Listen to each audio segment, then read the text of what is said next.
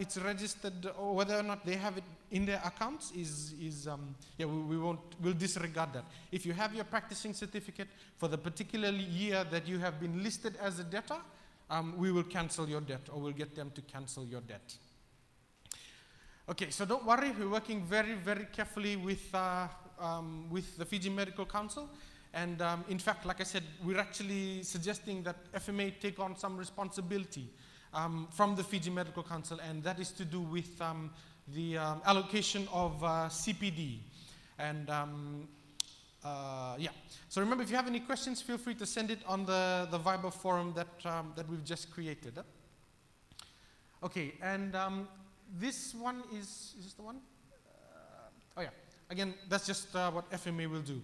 Now, when we're talking about CPD, there is a set of guidelines that have been produced by the Fiji Medical Council in partnership with a group called the Medical Professional Standards Committee. Now, this CPD guidelines is available on the Fiji Medical and Dental Secretariat website, and I encourage you, please download it, or just send us an email and we'll send it to you. And basically, this is as it stands today. You need to get 25 hours, which 1 hour is basically 1 CPD point, in order to renew your practicing license every year. Now, if you are a specialist, if you are a registered vocational specialist, then at least 40% or 10 points should be specifically from your specialty. So what this means is you should have maybe attended your specialty conference or something like that. So if you're ONG, then it's FOGS. If it's an anesthesia, then it's PSA, and so that at least covers 40% of your points. And again, this is just for specialists. But for those of us general practitioners, 25 hours is all we need.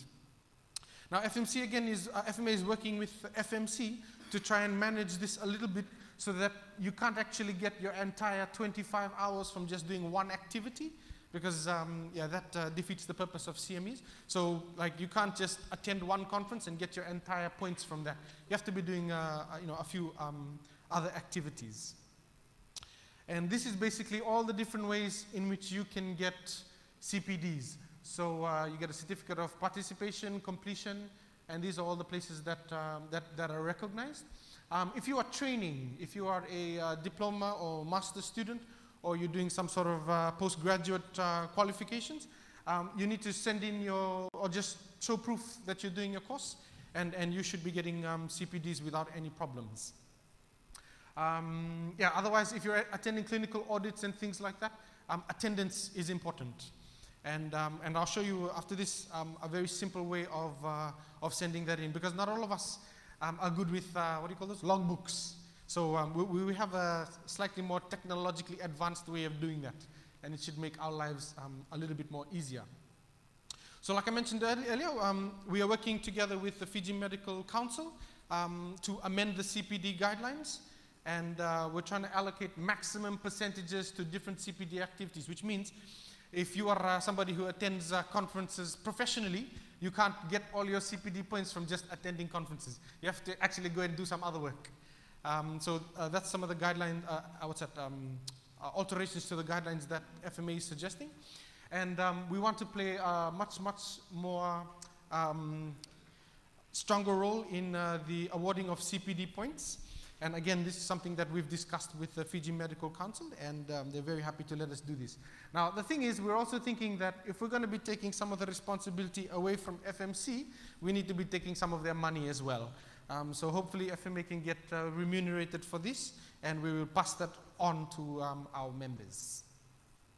And the other thing we want to do is we want to reach a point where, if you're going to Rotuma, or if you're in Lao or somewhere like that, and you have to re-register, it should be as easy as just filling in the form and sending it in, or just stating that you're an FMA member, because we'll be covering your CPD from now on.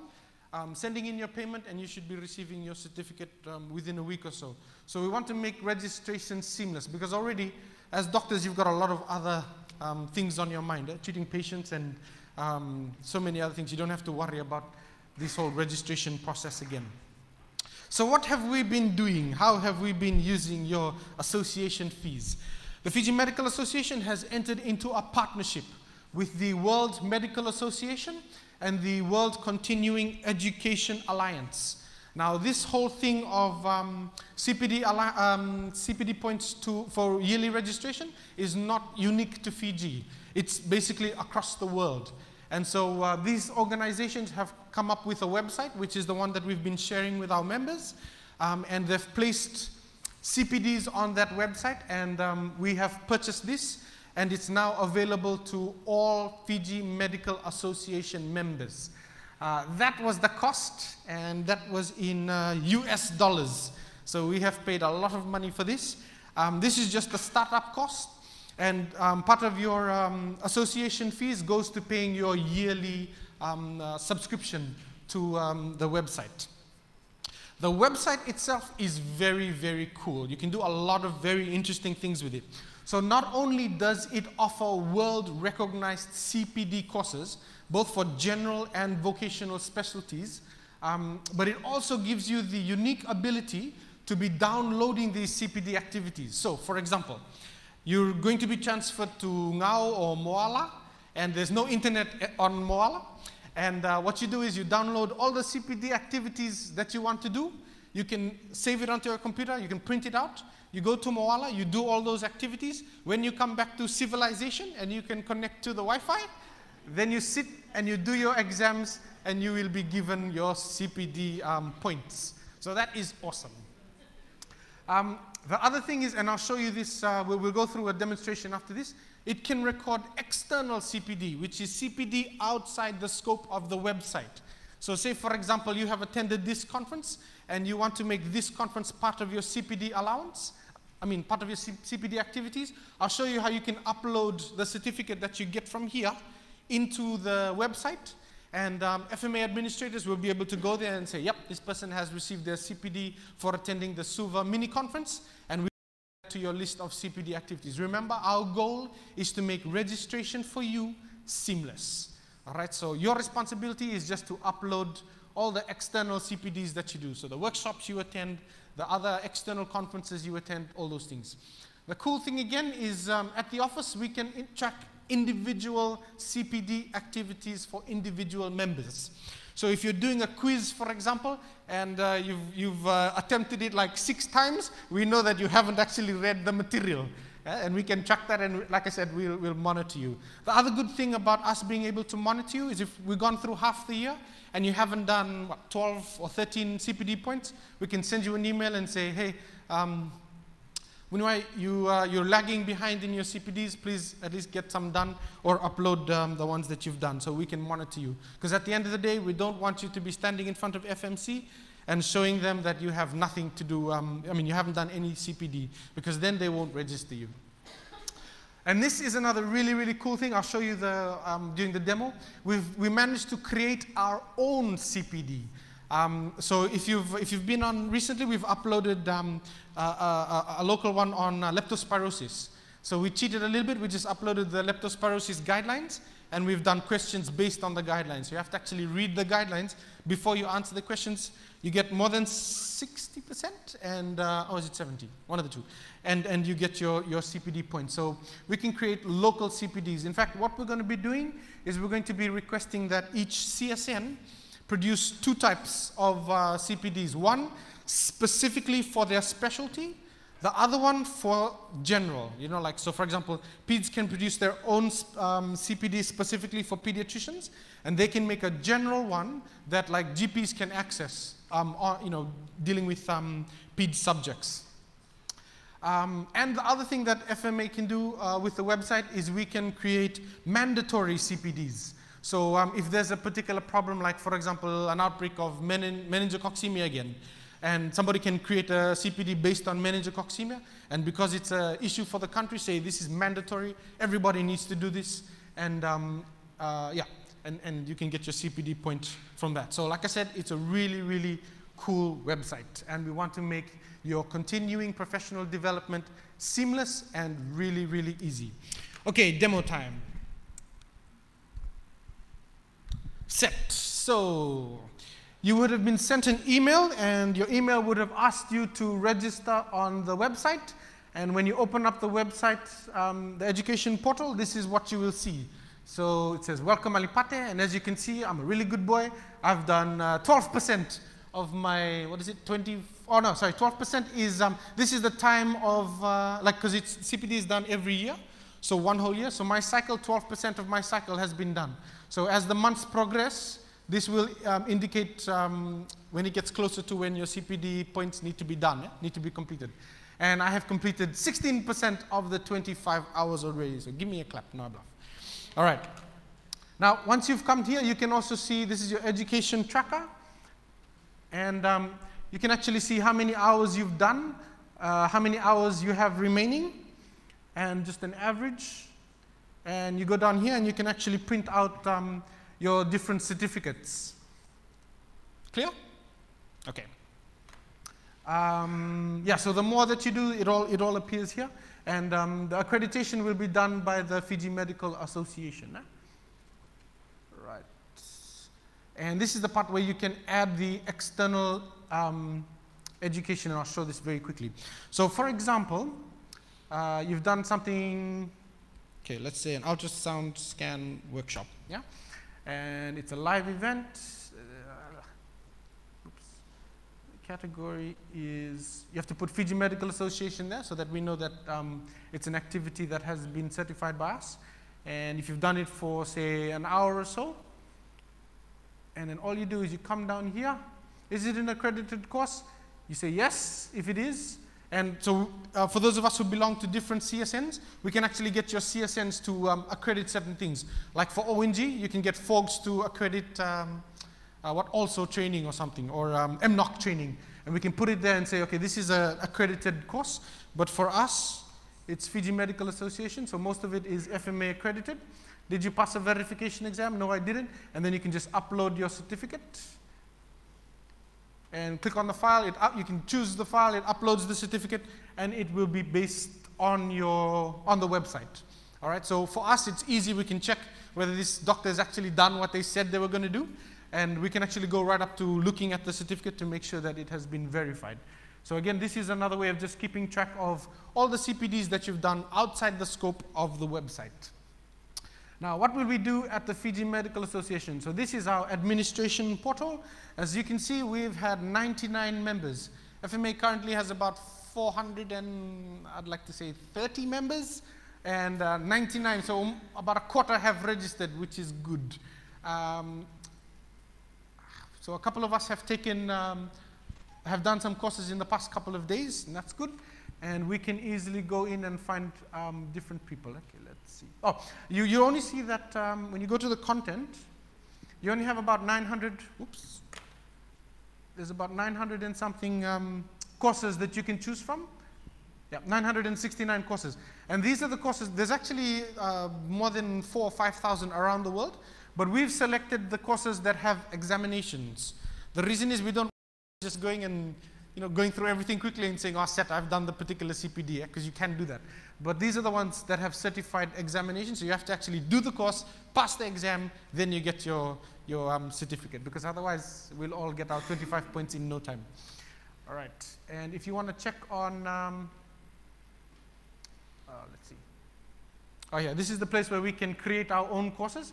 And so we invite you, if you think that you want to make a CPD course, let us know, and we'll upload it for you. We'll even acknowledge your name here and everything. And this particular site can be viewed by everyone on the portal. So you're talking about Australia, New Zealand, America, England, and that might be one way to sort of promote yourself a little bit. You say, yes, I've published some CPD at all right, and this is where we go to look for our reporters. Oh, wait 1 second.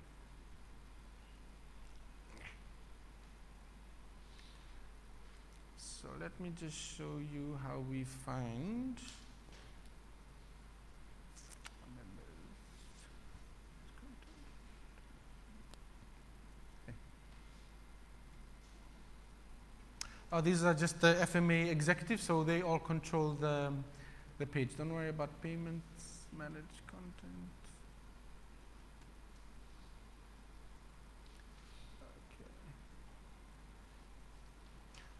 Okay. So these are the list of courses that are available at the moment.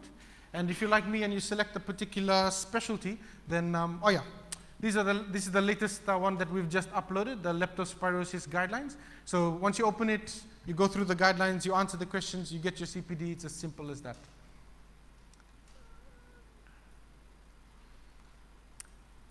And this just gives us the activity level. Here we go. So members. Using this, we can produce generate a record of all our members, or we can look for specific ones. So I'll just search for my name. There I am. And then we use this to check on the CPD of every individual. So there you go. I've done a couple, and one I actually did the examination 4 times. I was just testing how many times you could go, what happens if you fail. So if you fail more than 4 times, then they'll send you back to do the entire program again, which is good. That means you can't, BS your way out of it. Okay, set. I think that's it for the demo. Does anyone have any questions that they want to ask at the moment? And like I said, the website is up and running already. So feel free to start with your CPDs. So in general, this is what we want to achieve at the end of the day. We want to make your registration seamless. So all you need to do is fill in the FMC registration form, pay your registration fees, tell FMC that you are an FMA member, and that's all you have to do. FMA will do the rest in making sure that we prove that you've done your CPDs. Any questions? Set. Yes, madam. Sorry, I have come later, but for that site, you say we're supposed to get an email? Yes.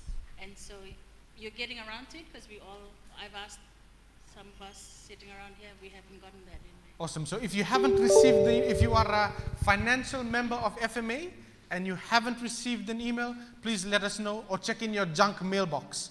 Some of us have had it sent to their junk mailbox, and it's an email from WMA, the World Medical Association. WMA? Hold on, let me just check again. Yeah, WMA, World Medical Association. So you would have received the email from WMA or the World Continuing Education Alliance, WCEA. Check your junk mail inbox. If you still you're having problems, just send us an email and we'll make sure you get that email. Set. Okay.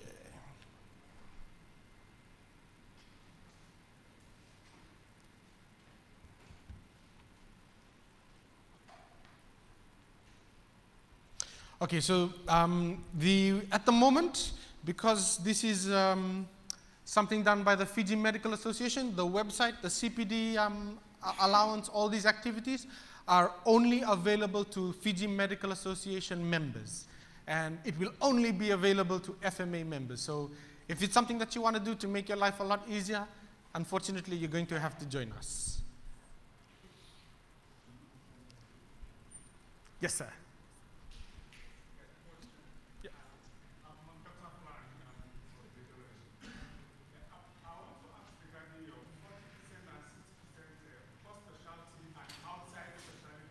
Yes. Yes. In my department, ultrasound in medicine, ultrasonographer in medicine, Sure. usually come to our department once in every year for weekly program from 8 a.m. to 5 p.m. Are you saying that one is going to be for 5 days? 5 days. Sorry, one more time? Assume that is Australian Society of Ultrasonographer in Medicine. Okay. Usually come for teachings to our department, both doctors and sonographers, yes. And on teachings. Yes. And with the program usually for a week, yeah. And the whole day, that is about 40 hours. Are you saying it's going to be 40% of the CPD? Then radiology across border, yes, usually comes again, yes, for 3 days, yes. Every year. Yes. So, and it is also about how many? 24 hours. Yes. So okay. Both together, is that going to make a 40%? Okay, so the points are allocated by 1 hour is 1 point. All right, so if you've done 10 hours already, then basically that's it. That's the recommended minimum for vocational specialists. The recommended minimum for vocational specialists is the 10 points. So whether you've done more or less, it doesn't matter, as long as you've done the 10 hours. So if you've done, so altogether that'll be like what, how many, 40 hours or something?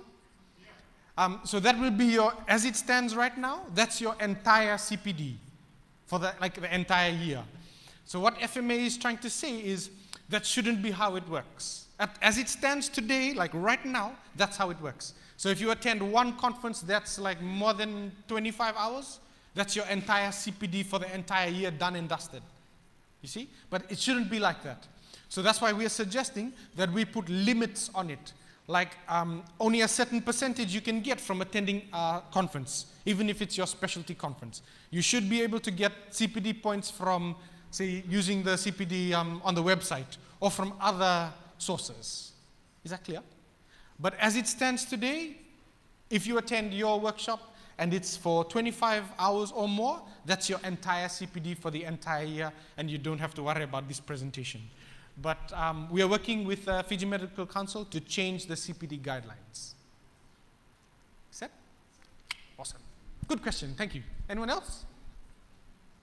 But that's clear. Okay.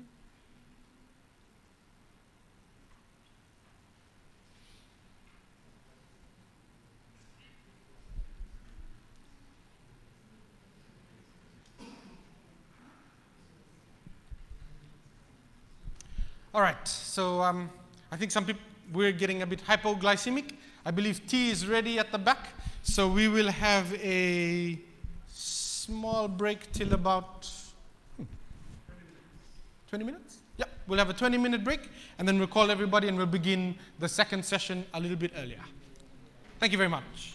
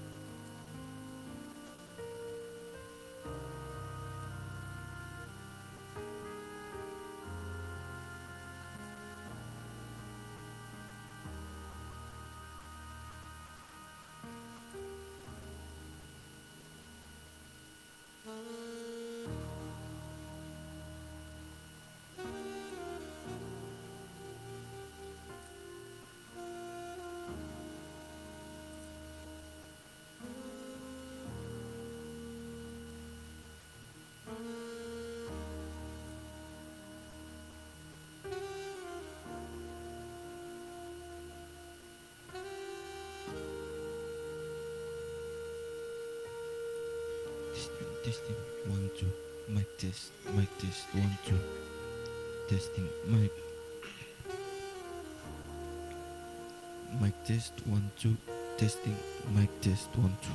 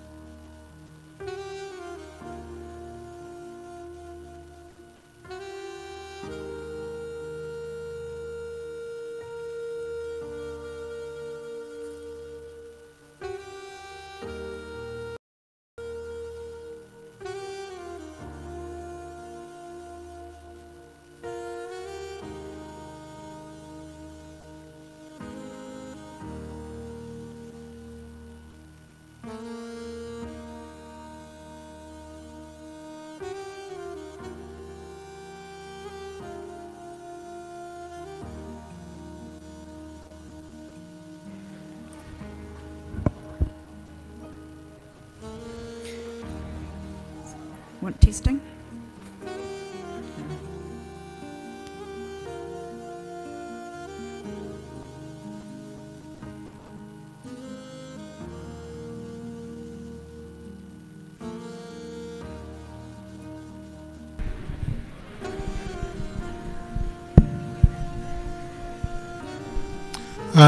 Thank you.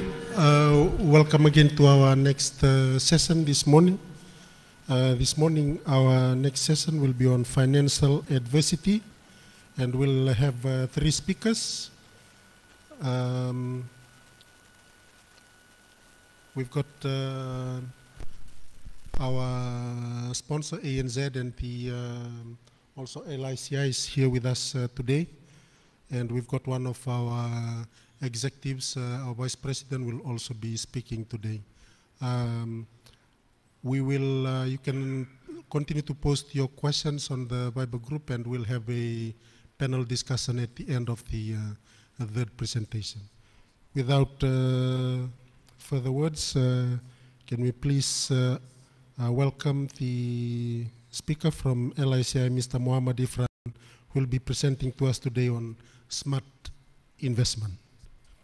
Mr. Irfan.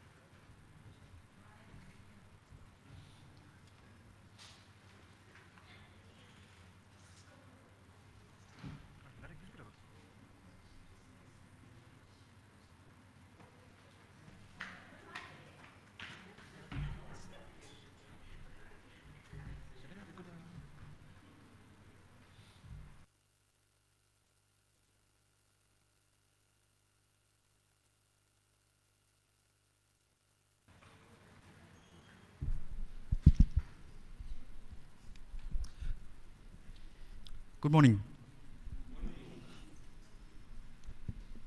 All refreshed now, eh? Just an apology. Mr. Muhammad Irfan is unable to do the presentation, so I'll be doing it on his behalf. So apparently before we actually entered, he started off with, I've got pains to my ears and cannot hear through one side. I said, well, this is the best place we've actually come today. You've got a lot of doctors here. They can help you out.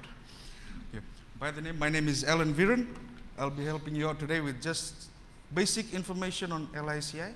And then later on, you'll have our team who will be outside helping you out with more information. How many of you actually do have insurance? Not with LICI. This is just a general question. So you know what life insurance is all about. You've been through the channel, having savings. Just with LICI, we've been here with the past 62 years, helping you invest, get your money. And having risk cover as well. We've got 3 major offices, which is in Suva, Lambasa, and Lotoka.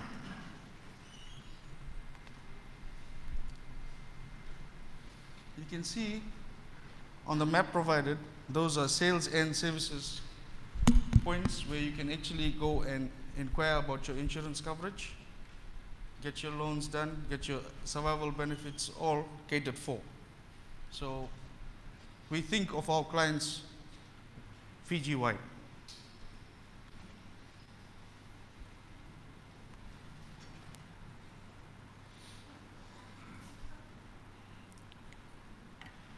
All our insurance coverage which is provided in Fiji is guaranteed by the government of India. So if you think that LICI is going to run away, we're not. We are here to stay. We are going to grow together with Fiji and the Fijian people. Altogether, we have 19 products. You would be aware, as most of you are actually insured. So what we'll do is, this is our investments, what LICI is worth today.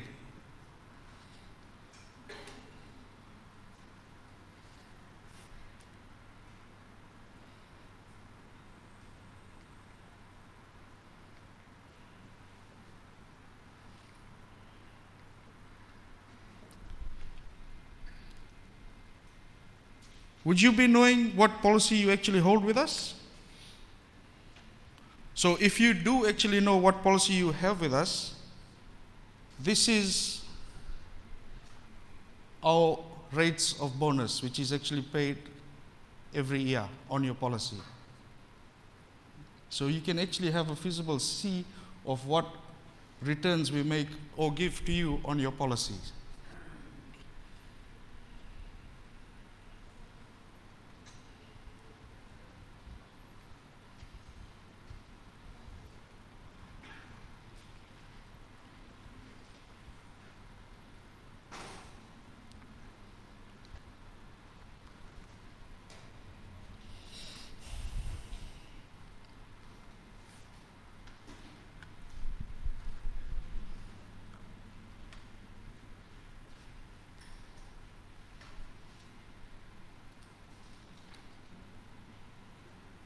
Does this look familiar?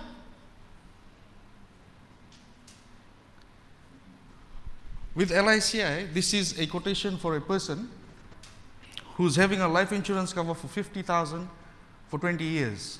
What we're trying to do is help you save 50,000 for the next 20 years. With savings, you get payments after 5 years, 10 years and 15 years. So on the after the 5th year, there's a payment of 10,000 paid out. 10th year, another 10,000. 15th year, 10,000. When the policy actually matures, you walk out with $51,000. That's excluding the 10,000 which you've already picked up. In between the 20 years, if anything happens to the particular person who is insured with the organization, the risk factor kicks in. So what we'll do is, say for instance, if I have the insurance cover, I've taken it up, anything happens to me on normal death, accidental death basis, normal death, I leave back 50,000 for my loved ones. So it's of accidental death, then I leave back 100,000 to my loved ones. That's the risk at LICI we take. But if nothing happens, whatever you've invested, you've actually enjoyed during the term. And if something does happen, then you've left back something for your loved ones. So this is one product. You pay close to about 62,290. This is physical. You need to know all this. What you pay, what you get back, what's your financial gain, and what's the risk factor involved. You could compare this with the banks or with other insurance companies. I could guarantee you, you'd never get a better offer than this when it comes to savings and risk. Any questions on this cover? Okay, we'll move on to the next cover. This is one of the latest products which we have in the market. We help you save. Same scenario, a person of 30 years old invests with the company, contributes 66,000 premium for the next 20 years.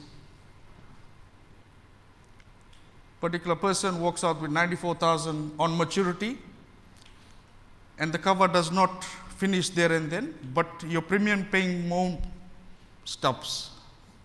You don't pay any more premiums, but then for this particular person, at the age of 50, the policy finishes off. But then from age 50 to age 80, he or she is still covered for the equivalent cover of 50,000.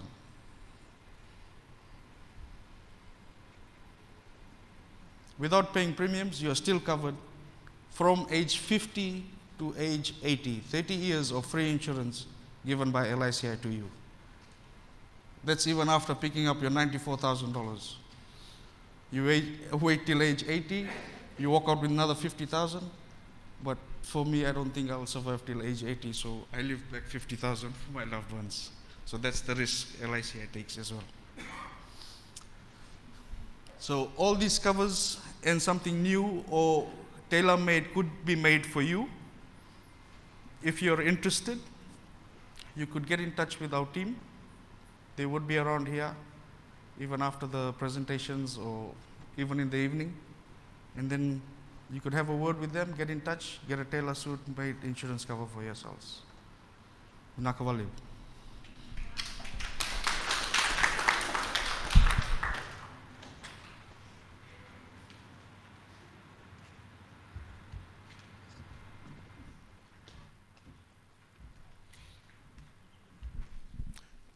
Can we please put our hands again to our speaker from LICI?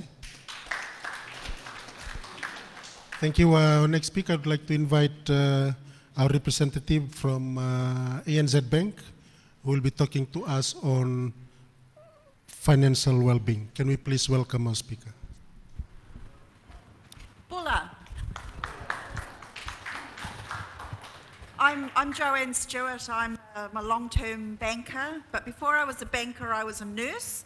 So I have huge respect for what you do and how you help people. From my time when I was nursing, what I learnt was that medical professionals work incredibly hard, and you devote most of your time to helping other people, and you don't spend anywhere near enough time on yourselves. Would that be right? What I thought today I would do is probably help a little bit with a few tips so that you can help yourselves when you get to the stage where you're no longer focusing so much on everybody else. One of the things that I've seen from my transition from working in the medical field to working in banking is that professionals often leave it too late to start thinking about what is really important for them. And it's really important that you start early planning for your future. Probably many of you live in quarters that are provided for you by the Medical Association, which is great. But then what happens when you are no longer working? You need somewhere else for you and your family, and you need to be thinking about what is that life going to be that you want. So when I was preparing for talking with you guys today, I reflected on why ANZ is in the Pacific and what are the things that we want to do. So for ANZ, we want to help people and communities thrive. And I thought that was very much aligned to what you do. You are helping people and communities thrive. Am I all right? Am I echoing? Am I right? Okay. So So there's a bit of a cult following going at the moment globally about decluttering our lives. Has anyone heard of Marie Kondo? So Marie Kondo is a little Japanese lady, and she's kind of gone global on decluttering lives. And I thought maybe that was a good starting point to look at where we start with our finances. Because if we can declutter our finances, then we can move forward. Just as, you know, clearing out the wardrobe means you can put new different stuff in, so we can hopefully get some new different stuff happening in finances if they're not there now. So the Marie Kondo concept, called KonMari, is about 3 basic steps. And the first step is committing to having a look at your finances. When you look at it in the sort of the financial term piece, the first step is committing to looking at your finances. And that means sort of digging into the depths of your bank statements, digging into your pocket, where does that money go, what are you spending it on, who are you giving it to, are you saving enough? The second step is about looking at what future you want. So it's about sort of going into a quiet space, and it sounds a bit silly, right? But it works. So you go into a quiet space and you focus on yourself, and you look at, what do I want from my life? What do I want for my children, for my grandchildren? What do I want for my retirement? And then you write it down, because when you write things down, it makes them more real. So where do I want to live? What is the lifestyle I want? What is the education I want for my children or my grandchildren? And so write that down. And some of you probably haven't even got kids yet, but at some stage you'll probably have grandkids, and it'll happen quicker than you think. And then the third step is actually doing something.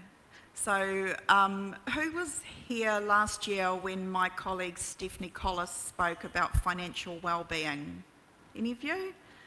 Okay, so she talked last year about a similar topic, in as much as there's a few steps to getting towards your financial health. And so hopefully some of you took that on board and took some time to invest in yourselves instead of everybody else that you spend your time investing in. So as I say, there's those 3 basic steps: looking at where your money's going, envisaging your future, and then deciding to do something about it. So when you commit to doing something, there are some basic steps, and they're in an order, and they're in an order for a good reason. So the first thing you need to do, once you've decided that you're really going to look at your money, because money enables you to achieve things in life. So the first thing is look at your spending. Now, you can either keep a spending diary, you can put up notes on your phone and take a note of where your money is going, you can dig into your bank statement, ask questions. You will be surprised when you do this how much money just disappears. And I know, because I've done the exercise a number of times myself, and a number of times because I find it and then it keeps disappearing again. But it's a really good exercise. So you look at where your money is going. Once you've figured that out, then you can do a budget. Who in this room has a budget? A monthly budget? Fabulous. Not many of you, right? I'm a banker, right? Bankers are notoriously bad with money. We're like the plumber whose toilet doesn't work and the builder whose house is falling down. We're really bad with money. So we have to be organised. And a budget is a really, really important thing as far as having a secure financial future goes. Again, it might seem like a bit of a pain to do, but believe me, if you get yourself a budget, you will move ahead financially. It is a proven fact. And, you know, you're all earning a reasonable income in as much as you can afford to save, but you can probably afford to save a lot more than you realise if you had a budget. So do your spending, get your budget going. Once you've got your budget and you've worked out where you can go, the next thing you need to have is an understanding around how your financials are structured. So I mean how your bank accounts are structured. In Fiji, most people have one bank account. I'm not going to ask who's got one bank account, but most people have one bank account. If all you've got is one bank account, you are not doing yourself any favours. At a minimum, you need 2. I recommend 3. So you should have your day-to-day account, you should have an account for savings, and you should have an emergency fund, because bad stuff happens to good people. And it's a globally known fact. It doesn't matter what country in the world you live in, it doesn't matter how much you earn, everybody should have an emergency fund so they can afford to bring their children to the hospital when they're sick, bring them to the doctors. You know, you've probably all seen people who have waited way too long to come and see you because they felt they couldn't afford to bring their child or their family member at a time when you could actually do most help for that individual. Some people are overachievers in bank accounts. I am an overachiever in the bank accounts. I have 13 of them, which is probably a bit more than most people need. But a few years ago, I decided to take really good control of my finances, and I looked at what was important to me in my life. And I want to have a good retirement, so I have good retirement savings. I like going on holidays, so I have a holiday account. But I don't want my holiday money to impact my retirement money.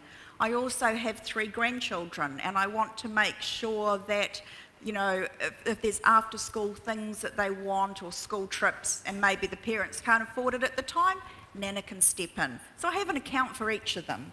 And the oldest one's getting close to going to university, and he's a smart kid, and I want him to have a good education and a good future.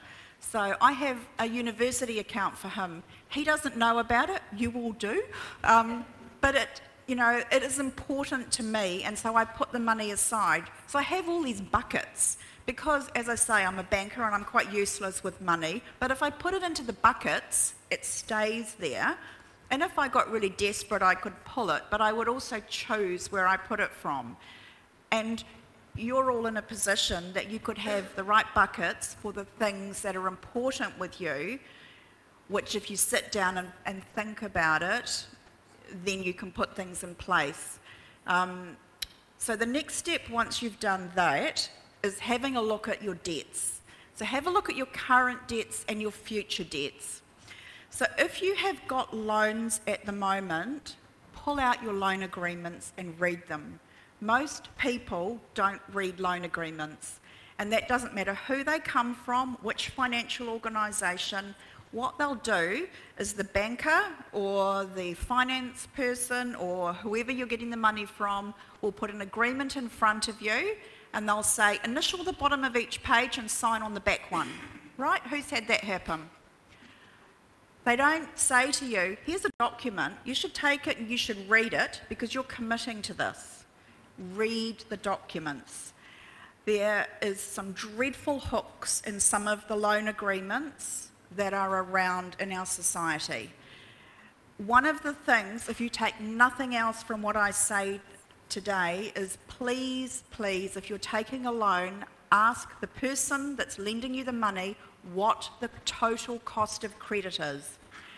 I have horror stories of the number of people who have signed loan agreements not understanding how much they're paying. They sign a loan agreement that might say 7% interest, but then when you look at what the fees are and what the ongoing costs are, you can be paying 35%, which is dreadful, absolutely dreadful. So it's your money, you're committing to borrowing it, you're committing to repaying it, so read it and understand. Now in Fiji, it is not mandated that people have to tell you cost of credit. In New Zealand and Australia, you're not allowed, no lender is allowed to lend money without disclosing to you what the total cost of credit is. And hopefully, at some stage in Fiji, it will also be mandated that people have to disclose total cost of credit. But you should ask, because you can quite accidentally commit yourself to a really high rate without any knowledge about it. So read the documents. If you've got them at that moment, read them. If you're taking out future loans, read them. The other thing about borrowing money is, although banks make money by lending money, I'm a real advocate for only borrowing for good. So and this is my personal views, okay? So this is my personal Joanne Stewart views, is you borrow for good. You borrow for something that is going to help you move ahead, that's going to help you achieve those goals you have in life and those things you want to do. So, you know, if you need a car so you can get your children to school and you can get to work, borrow for a car. But don't borrow for the biggest, flashiest car so you can go, hey, look at me, I've got a big, fresh car. If it's going to stop you getting the house that your family can live in, or an investment property that's going to give you some return and help you move ahead, don't borrow for the holiday. You know, holidays are things that we earn. Have a savings account for the holiday and have the holiday that you can afford. It might be nice to have a big flash holiday and go to Europe or something, and for that 10 days you have a fabulous time, but then you might spend the next 2 years paying for it. Probably not so wonderful 2 years down the track when you're still paying for something 2 years ago. So that's with the Marie Kondo decluttering thing. It is about having what you want and not doing the things that don't add value to your life. Borrowing for education, absolutely, because education enables people to move ahead in life. But one of the things that I think is really important is, so university and things is different, it's a big expense, but school expenses, you know, if you haven't got money aside, or your family or your friends don't have money aside for this year's school fees, fine, borrow for it, but at the same time set up a savings account so you don't need to borrow again next year for it. You know, thinking in the future, because if you take control of those elements of your life, then you'll have the money to buy the house. And we know, statistics show, where people and children grow up in a home where it is a family-owned home as opposed to rented, those children do better in life. They have a different outlook and a different view, and so you are making changes that will change generations. But to do that, you have to start at that beginning and look at your spending and have your budget and look at the debts. And then once you do get those assets, it's really important to insure them. So life insurance was just spoken about, and life insurance is really important, but so is protecting the assets that you have spent time saving for and buying. We often at the bank see people come in who have paid off their car loan.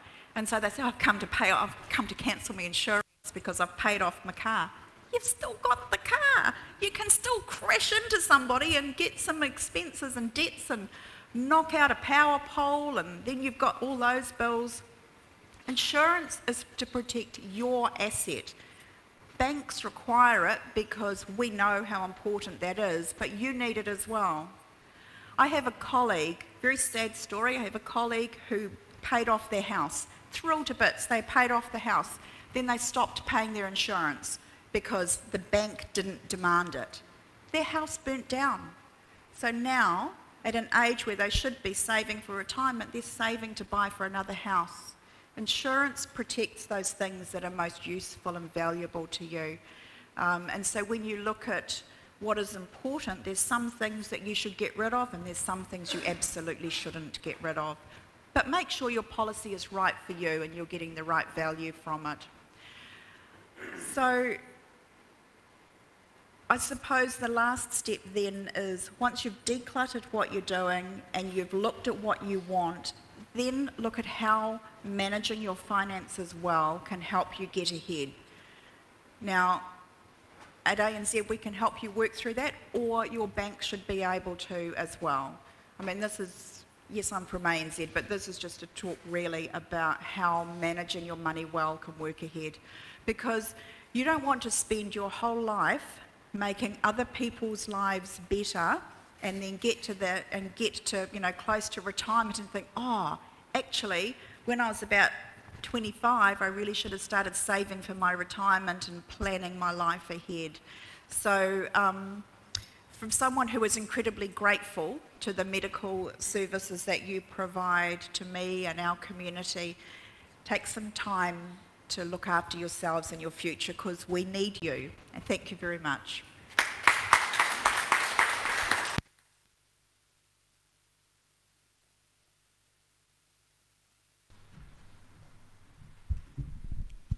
Thank you so much, Ms. Stewart. Our final speaker is Dr. Basharat, is General Surgeon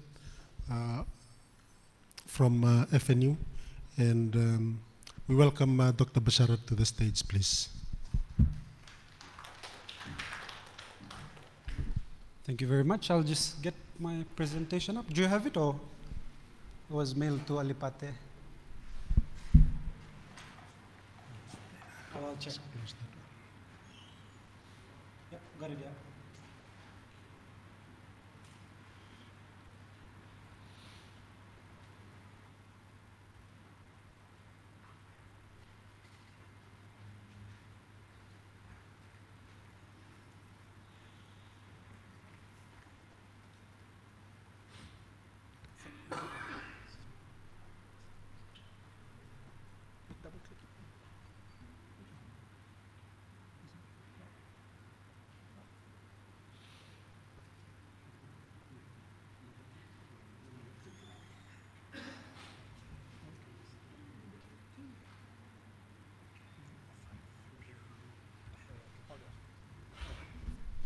Thank you very much. That's a picture of Pate when he had more hair.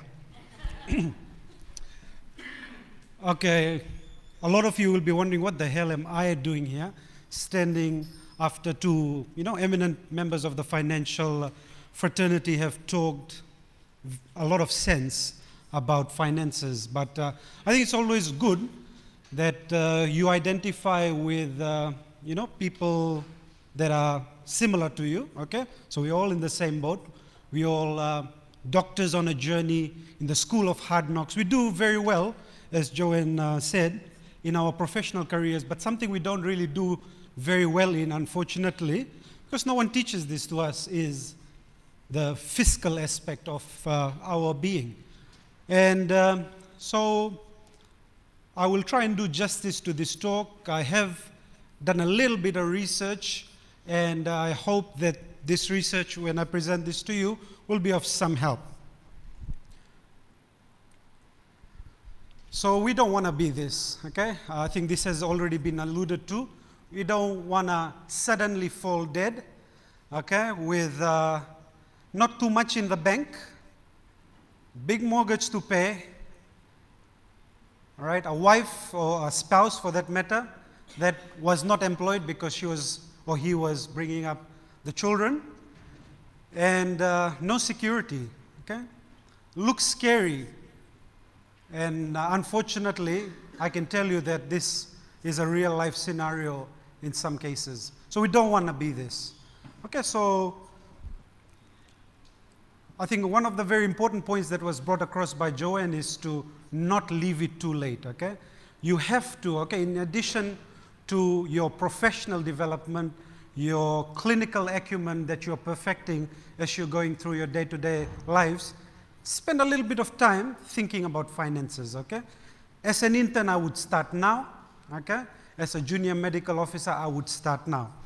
So I asked this question, and I happened to come across this book, which I have read, very old, but very, very good. So it's all in the mind, guys, okay? Think, and you can grow rich, okay? I would recommend, this is available on the net, PDF copies. Please do take time to have a read, about 100 to 200 odd pages. This was written over 100 years ago, but the principles outlined in this book, again, are very, very relevant today. We've had modern day examples of people, motivational, or what do you call, self-help speakers that have come up with their own theories. But this book, okay, time-tested, one of the top 10 all-time best-selling books, self-help books of all time.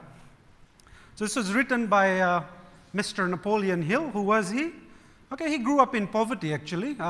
This was back in the 1800s. He came through the school of hard knocks. His biological mother passed away quite early, and then his dad remarried. And actually, his stepmom was a very good influence on him because she came from an academic background. So she made sure that Napoleon actually went to school instead of mucking around doing other things. And that obviously helped him as he went along. Now, he has written more than 10 books, but Think and Grow Rich is probably the best one, which I have obviously quoted. And this was a book in the making over 20 years. How did all this come about? You may find this name a bit familiar, Andrew Carnegie. Andrew Carnegie was a Scottish-American business tycoon, I would say. So steel was his big game. And he wanted someone, because I think even in this day and age, even if we go through school, no one teaches us, how the heck do we become financially free? No one teaches us this. It's something you, unfortunately, will have to figure out yourself, but it helps when you actually read books, go to webinars, okay? And the information is all out there. You'll have to make a tailor-made solution for yourself. So anyway, back in the 1800s, Andrew Carnegie procured the services of Napoleon Hill. Back then, he was a sort of youngish, and for the next 20 years, Napoleon Hill interviewed over 500 millionaires in the USA. Okay, and his whole aim was to see what are the habits, okay? What makes a millionaire a millionaire, okay? What are the qualities or what's common amongst all of this? And obviously, through all his experiences, he then compiled this book, which you can read. Some of the names have been mentioned there. The Henry Fords of this world, okay? Theodore Roosevelt's of this world, Alexander Graham Bell. So these are well-to-do people, not only financially, but as eminent members of the society as well. One thing becomes very, very clear, okay? If you are not conscious about success, if you're not conscious about being financially free, guess what? You won't be, You won't be, okay? Because things just don't fall out of heaven into your lap, okay? It's an active thought process. Similarly, if you are negative, okay, in the sense that, shit, man, I can't really save, I get my pay and then within 1 week it's gone. I don't really know what to do. I don't know, All of this negativity, guess what? It'll attract failure. Okay, and I'm not talking in the academic or clinical sense. I'm talking in the financial sense. So, a positive mental attitude is the key. Okay. Now, there, from his book, okay, from the 500 millionaires that he interviewed, there are 13 big principles. I'm not going to elaborate on each and every one of them that he found common. And this is a sequential, okay, you kind of go like this, okay? So it's a sequential thing, okay, principle that you must incorporate into your life. Not must, but you can incorporate into your life if you want to be financially successful.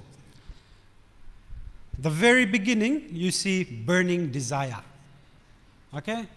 A wish is different from a desire. Wish is something you wish for that you don't have. Desire, you possess the necessary tools. Okay? You have the will within you. You have,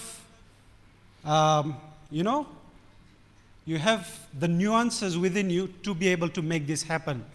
So you must have the burning desire. If you don't have a desire to be financially free, okay, don't even think about the rest of it. It all starts with a desire.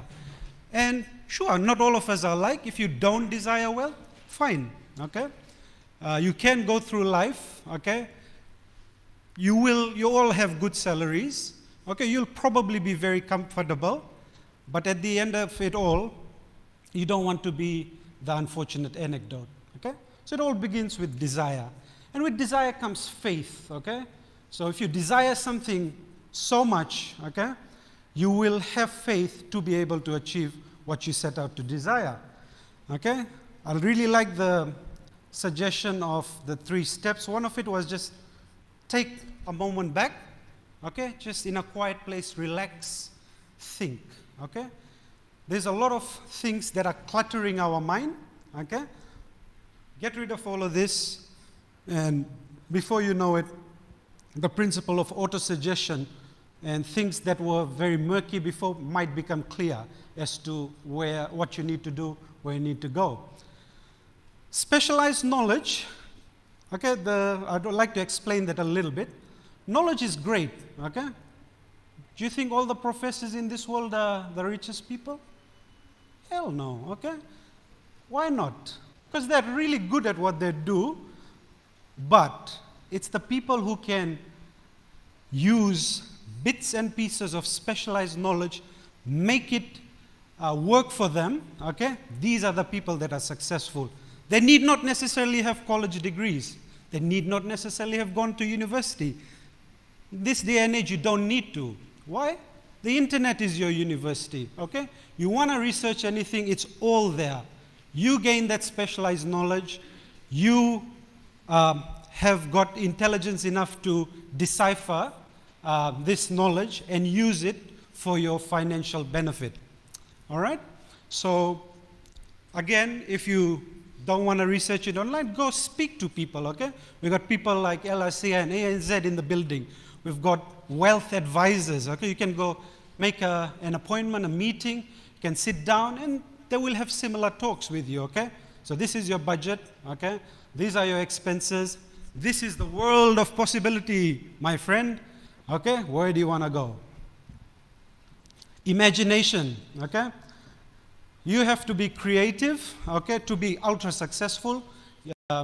You have to be unique, you have to be creative, okay? Same themes, we get very bored, okay? We want the next best thing, we want the next best thing. So if you can predict trends, if you can predict to some extent the future, okay, the needs, okay, be creative, guess what? You can make money. Now I'm saying all of this outside of your profession, okay? Your profession will get you your daily money, but that won't make you rich. It's these extra things that will. Organized planning, okay, so that's something which was well brought out by Joanne.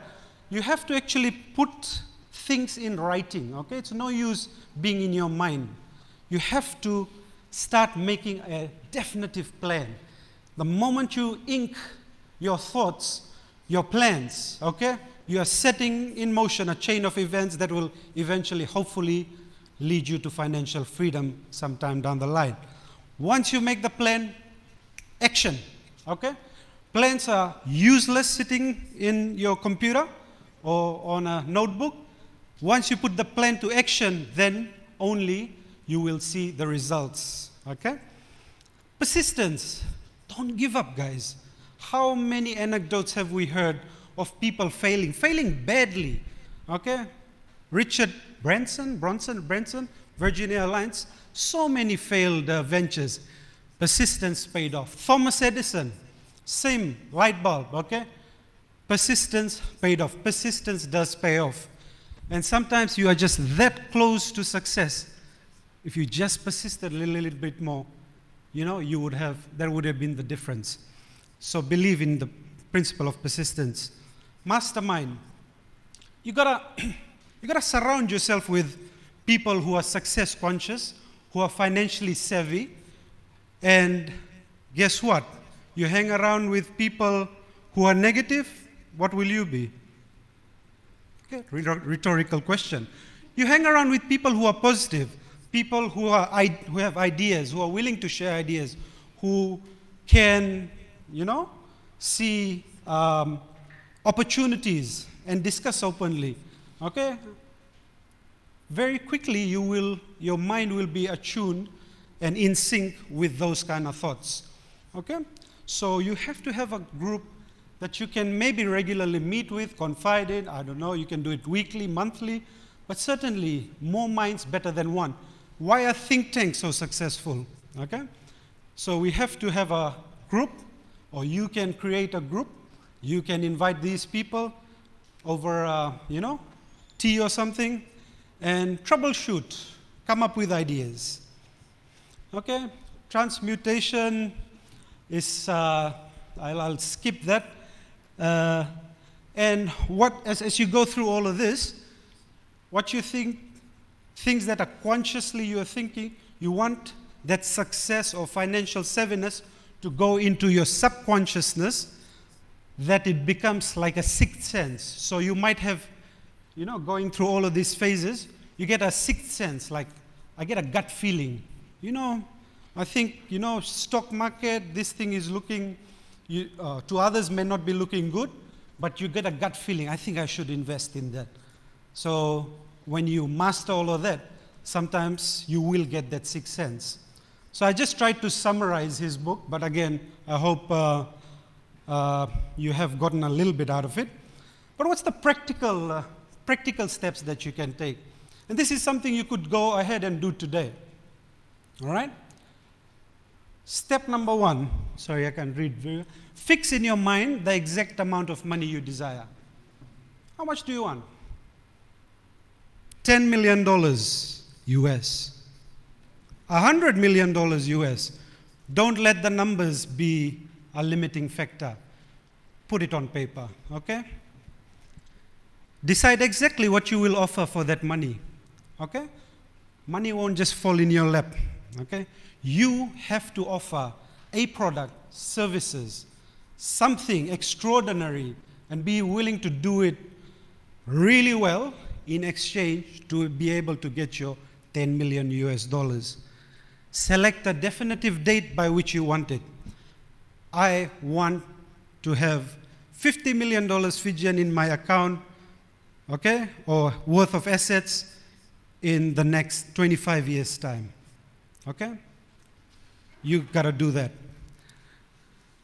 Now, once you've done that, you can then summarize steps 1 to 4, okay? You have this, okay, to get this into your subconscious mind, to get this into a burning desire, you have these statements around you on your computer, as a magnetic thing on your fridge, and repetition, repetition, repetition before you know it. In addition to your perfectionist clinical acumen, guess what? You're also becoming financially smart. Just give you an example of this, of the principles. Everyone knows this bloke, eh? So he was kind of alive at the time of the book and all of that. So his aim, so Bruce Lee, his statement, okay, all the 6 steps that I've written. I, Bruce Lee, will be the highest paid Oriental superstar in the United States. In return, okay, so this is what he was willing to do in return. I will give the most exciting performances and render the best of quality in the capacity of an actor. That's what he was willing to do in return to get what he wanted. So he set a timeline. Starting in 1970, I will achieve world fame, and from then onward, till the end of 1980, I will have in my possession the sum of $10 million. Then I will live the life the way I please and achieve inner harmony and happiness. Just an example. You can do the same. So you'll ask me, everyone seen Jerry Maguire? Eh? It's an iconic scene when Cuba Gooding Jr. was on the other side of the phone saying, show me the money. So this is a movie about professional sports contracts. And he's screaming back, show me the money. Okay, so this conversation is all about, okay, it's all me well and good in, blah, blah, blah, blah. These are the principles. Where the heck is this money that you're talking about? It's all around you guys. Okay? Again, it need not be one thing. It can be a combination of things. I love this one. Okay, if you can get this one done, all right, you'll be off and running. There's good money. Real estate is a very, very good investment. It is intrinsically very, very expensive. You have to talk to people like ANZ to get loans to be able to acquire property. But guess what? This is something that doesn't depreciate, okay?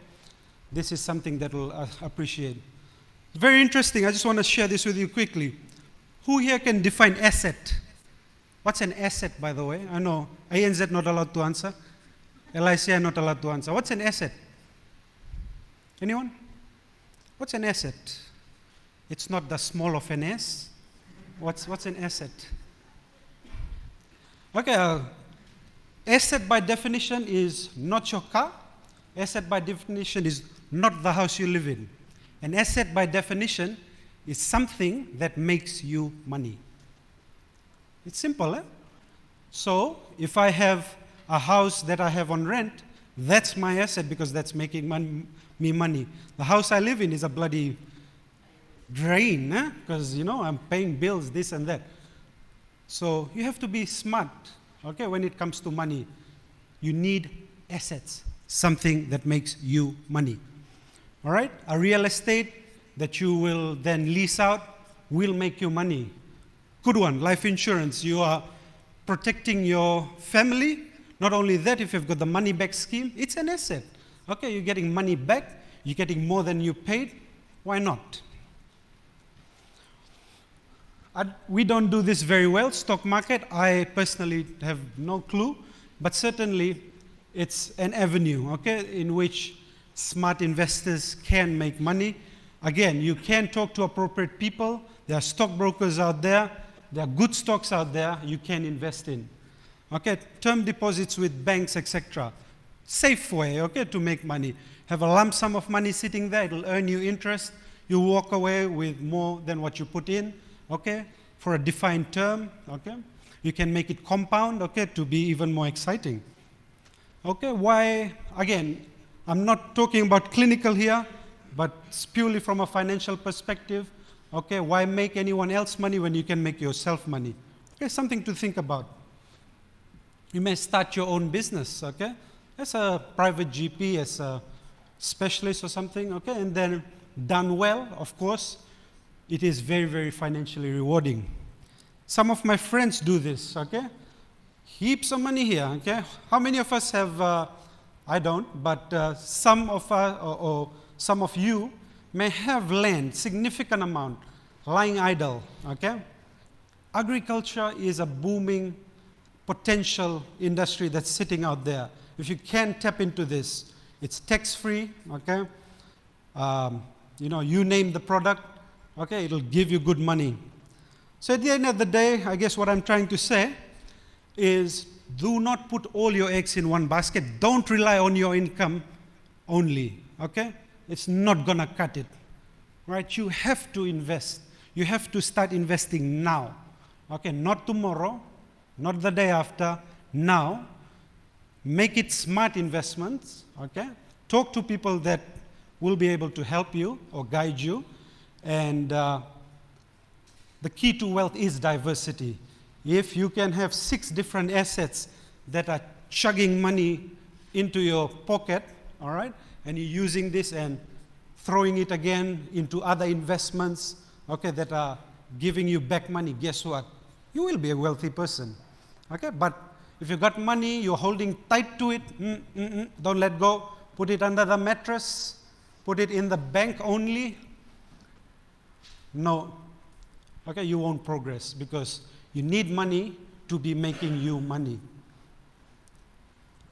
Collaborate, guys, okay?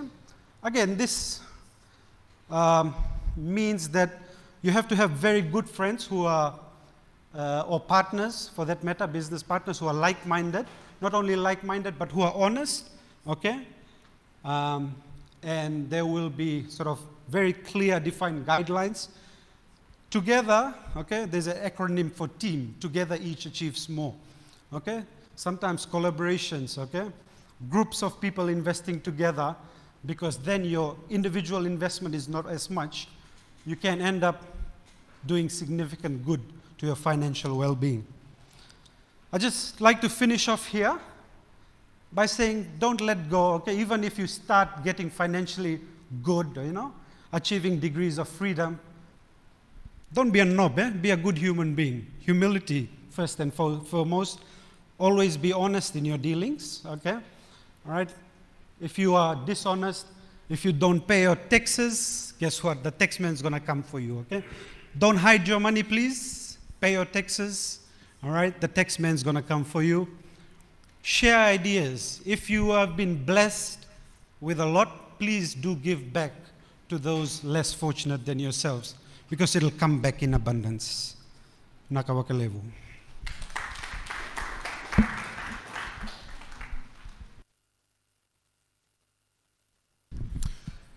Thank you very much, Dr. Bashar. May I invite the three speakers up to the front?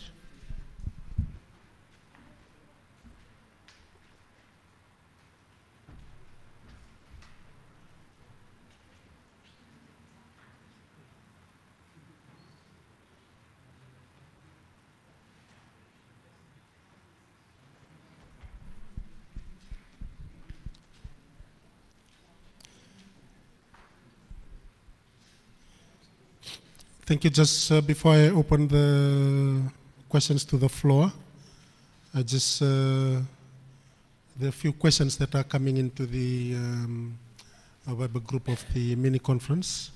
One of the questions raised by one of the audience is for LICI. Do you have any products for members older than 50?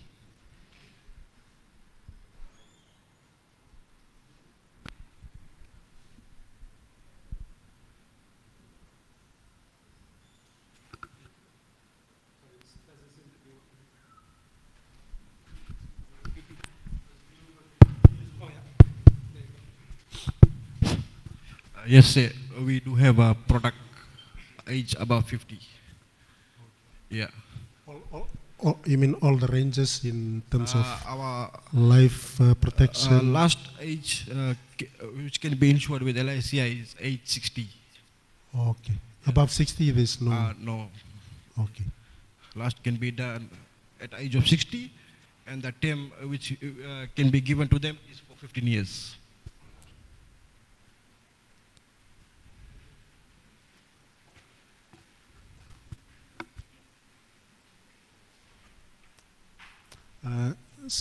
Sorry, this is a question for ANZ. For the budgeting, do you have any sort of allocation to, say, spending, saving, and emergencies? So portion-wise, as an advice to the doctors that are listening today. Sure. And if you go to our, we haven't got as much on the Fiji website, but if you go to anz.co.nz,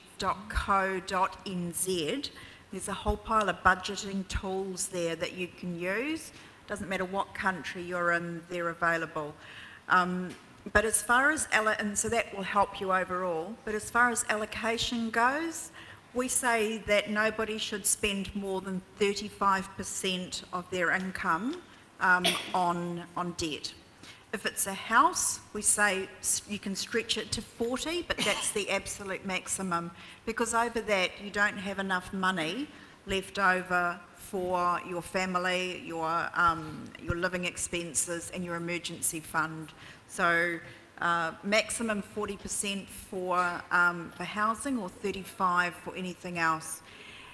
And if a banker turns you down for a loan, please don't go finding someone who will lend you the money. We make money by lending money. If we're saying no to you, it's because you can't afford it because of the other expenses you have. You will find someone that will lend it to you, but then you'll actually get into financial difficulty later. So yeah. Thank you. We'll open to the audience for questions.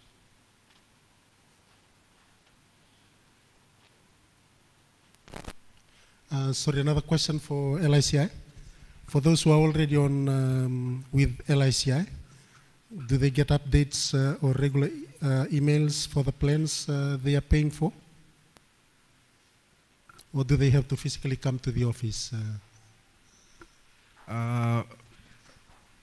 for updates? Updates on these customers who are already... Yeah, we have a service mail. It's a service at licifiji.com.fj. They can just put their request and the policy numbers, and they can send it to us. We can send the feedback. Okay. Service at licifiji.com.fj.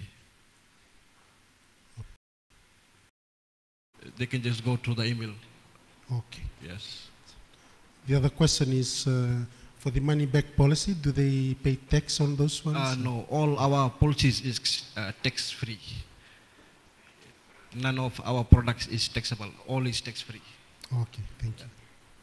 If someone has a life insurance policy for years, can you use it? Can they use it as an asset?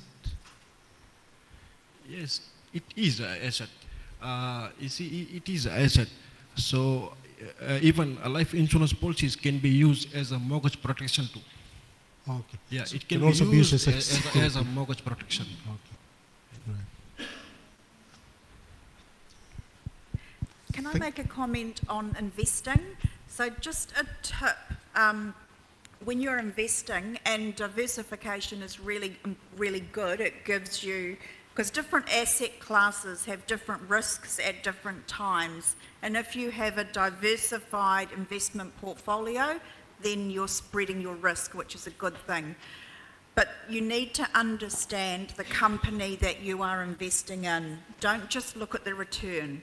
If you see a company that is giving a return that is significantly above what standard market conditions are, then you should look at that very cautiously. Because why are they paying so much more than other people are?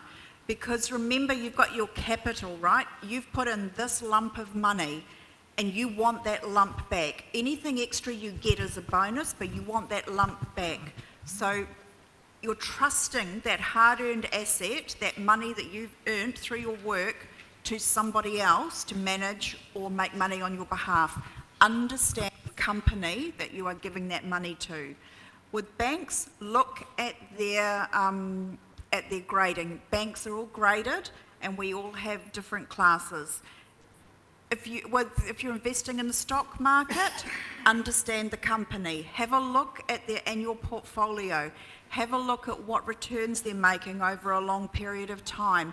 Have a look at how much money they've got in their business and what their debts are. And if you don't understand the financial reporting, take it to an accountant and ask them to have a look at it for you.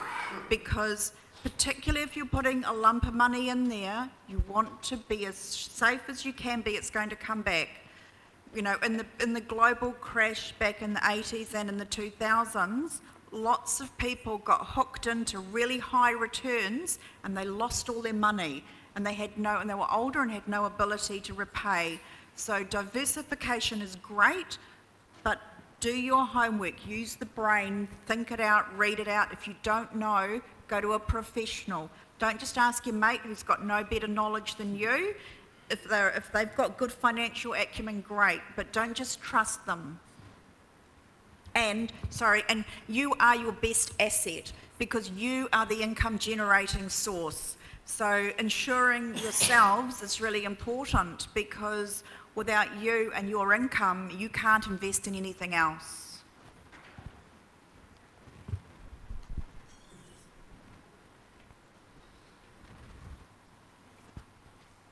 The floor is open for questions.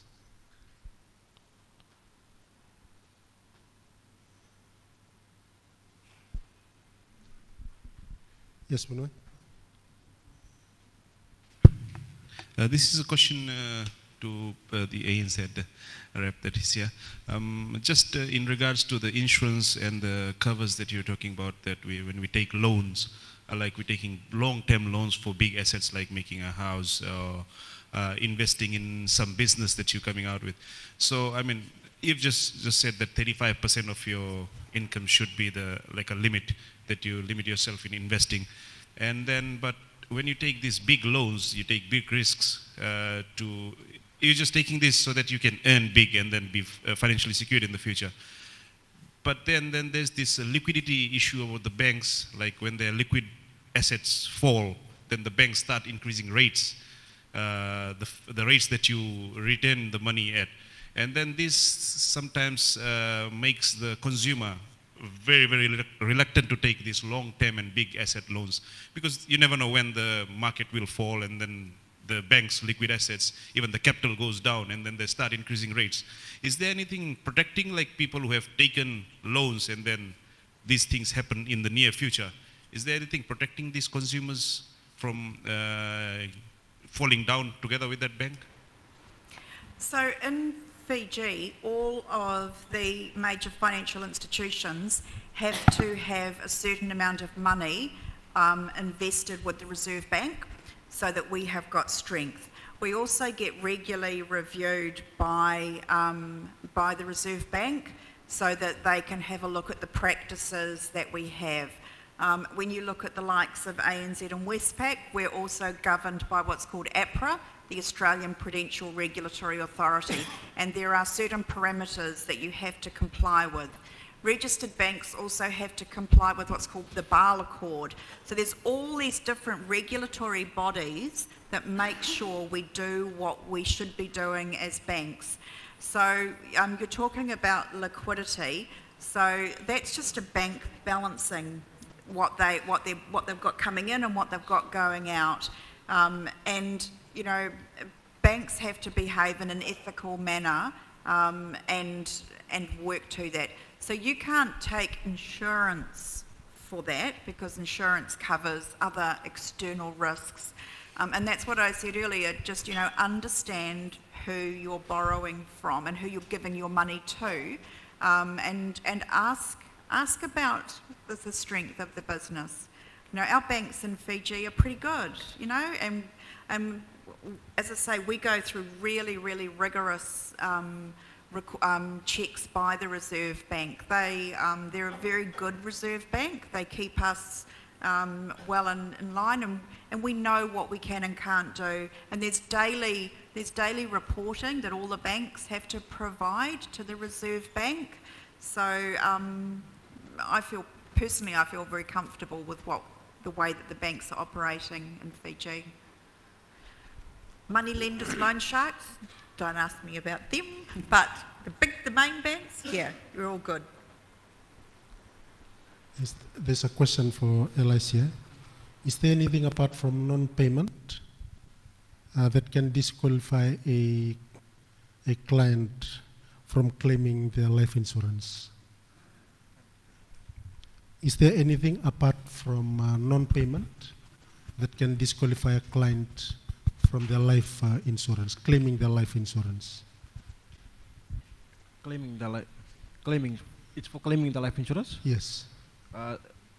There's non-payment? Yeah, loan. Is there any other risk? Loan repayment? Okay. No.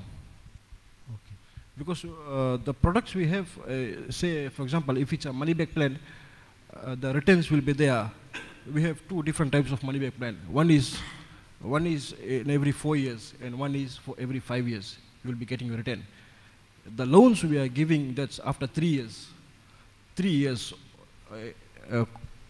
from first premium till 3 years. After 3 years, then customers, they can take loan. For the repayment, say for example, if they have a money back plan, 5-year money back plan, and say for example, in 3.5 years time or 4 years, they have taken 1,000 loan. So the money back which they're supposed to get on the 5th year, we can just deduct the loan direct from the money back. Suppose if they're supposed to get 4,000 money back on the 5th year, and they have taken a loan of $1,000 on the 3rd year, instead of deducting from their pay, we can just deduct from their money back, and they will be getting 3,000. Understand who? Yeah.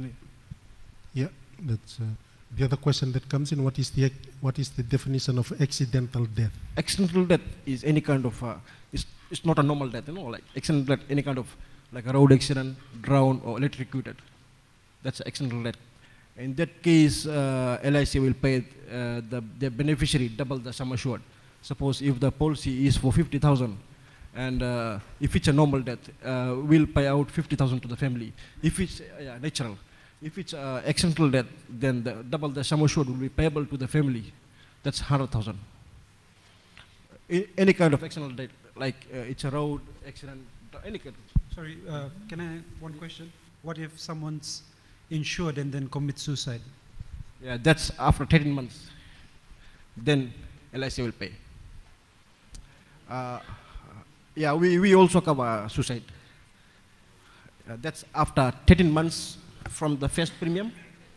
13 months, if somebody commits suicide, LIC will pay the normal sum assured.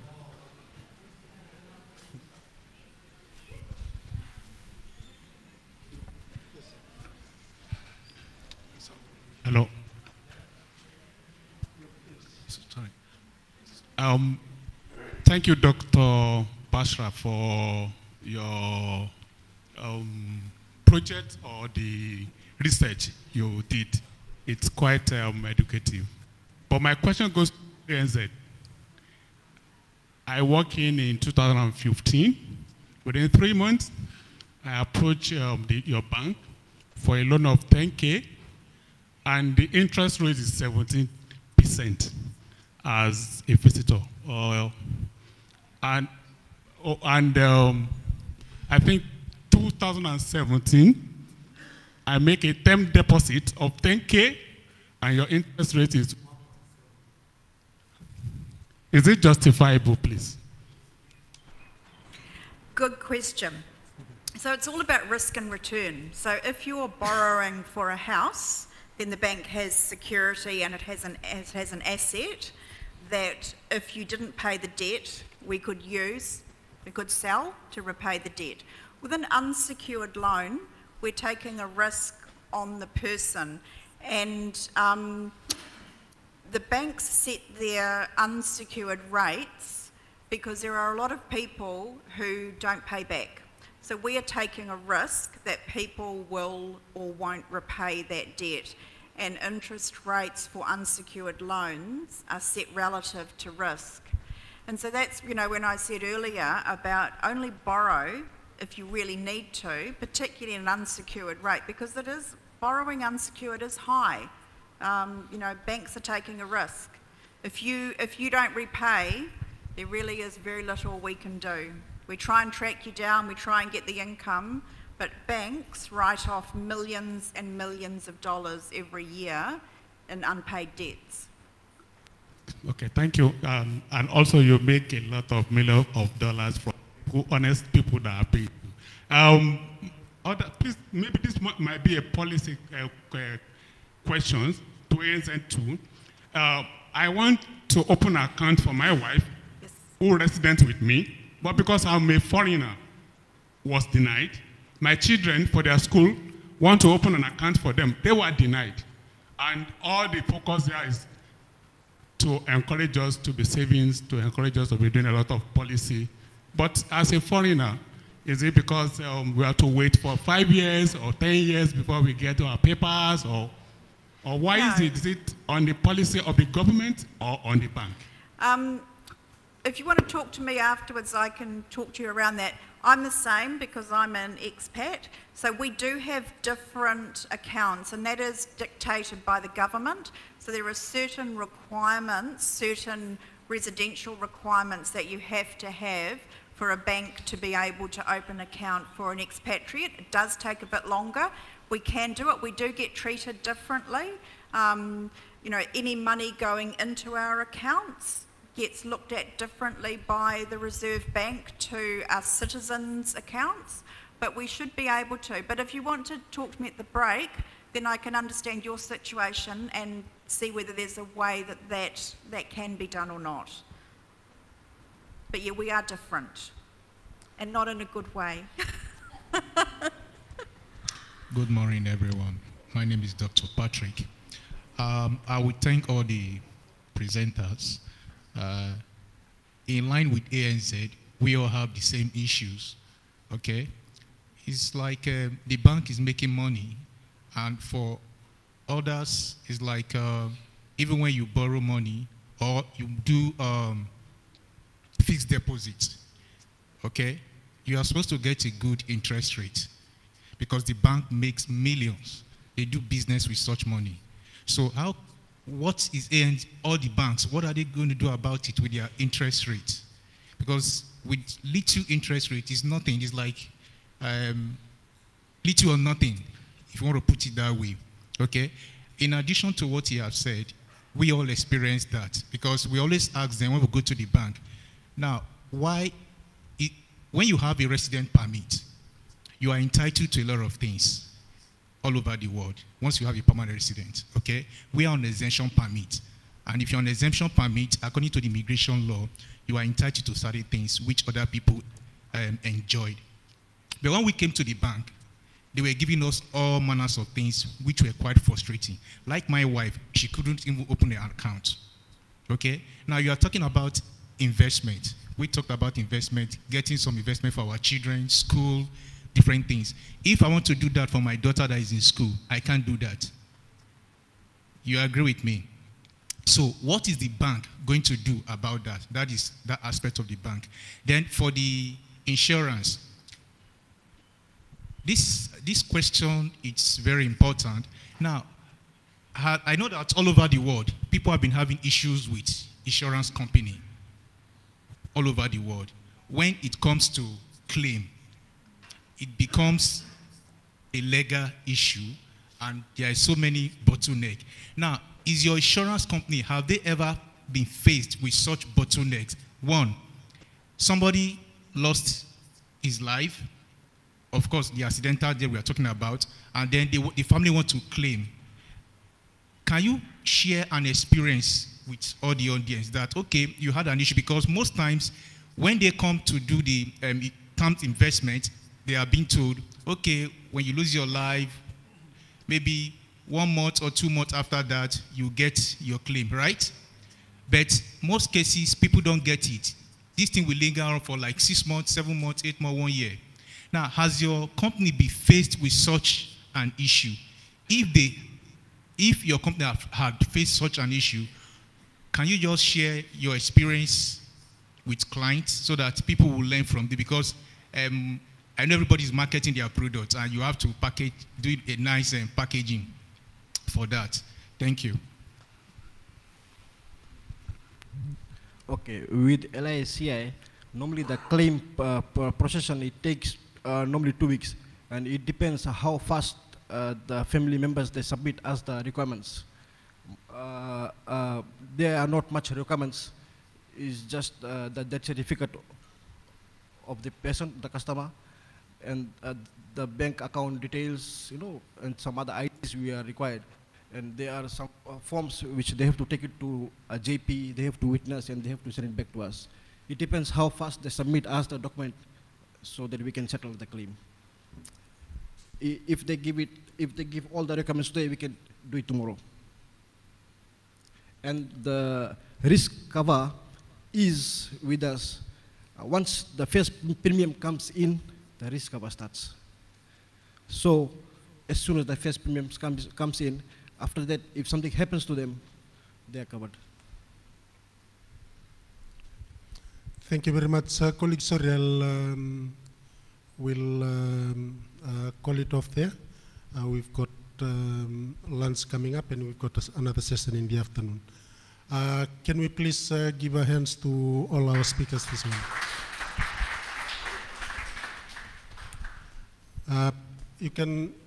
They will always be available outside. ANZ has got a table outside, so please feel free to talk with them over lunch. Vinak.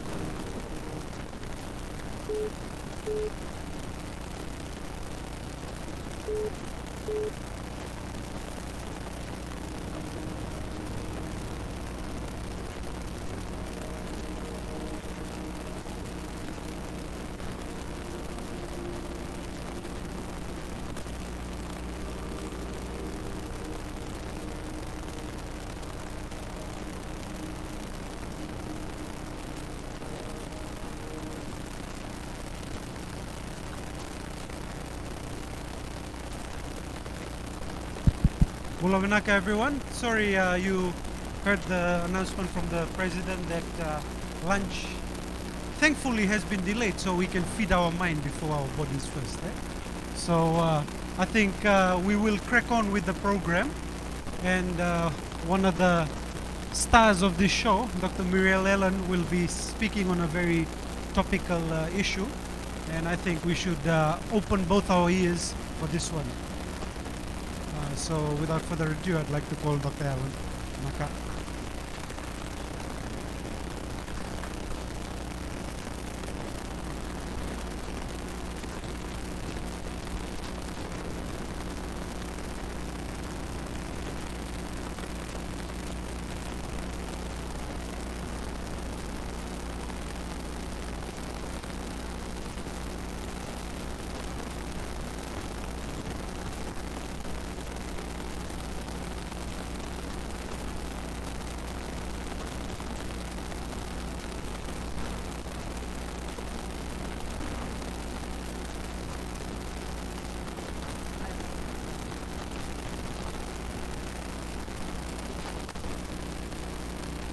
Okay, good afternoon, everyone.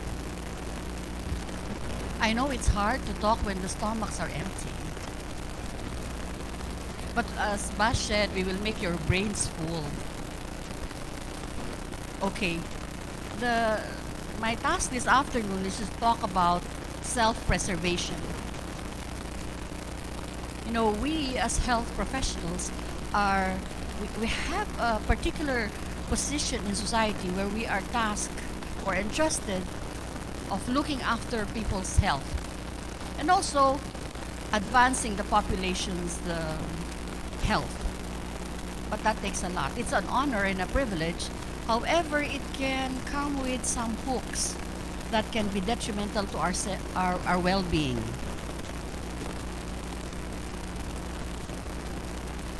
We are all familiar with this.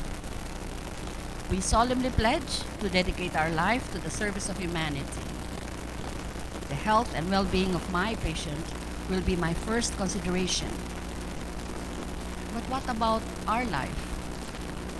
I think we need to, I'll propose that we change this. Now, with the privilege, as I said, comes a lot of responsibility. It costs us a lot. You know, we miss out on birthdays. We lose time with our families. We work long hours. And it starts not just when you start practice, it starts way before. As soon as the students start med school, after the initial excitement of, hey, I'm in med school, I made it here, within a few weeks, that dies down. And, you know, because they wake up to the reality of the enormous material that needs to be absorbed and the demands. And that continues when a person goes into further training, in residency, and then even into private practice. So we are a population at risk. And we are at risk at developing burnout. Burnout, of course, is, you know, emotional exhaustion. Physical, emotional, mental exhaustion. That you become cynical. You become detached to our patients. You lose interest, and sometimes you question our own abilities, whether is this the right place? Did I make the right decision? You know? And then there are a lot of consequences to being burnt out. Sorry, that was delayed. Yeah. So we are so all familiar with the risks when we are burnt out, where we are unwell. We tend to commit more medical mistakes. Even the treatment of our patients, we become less compassionate. We become calloused. We resort to coping that may be unhealthy. After a bad day, people say, okay, I need a drink.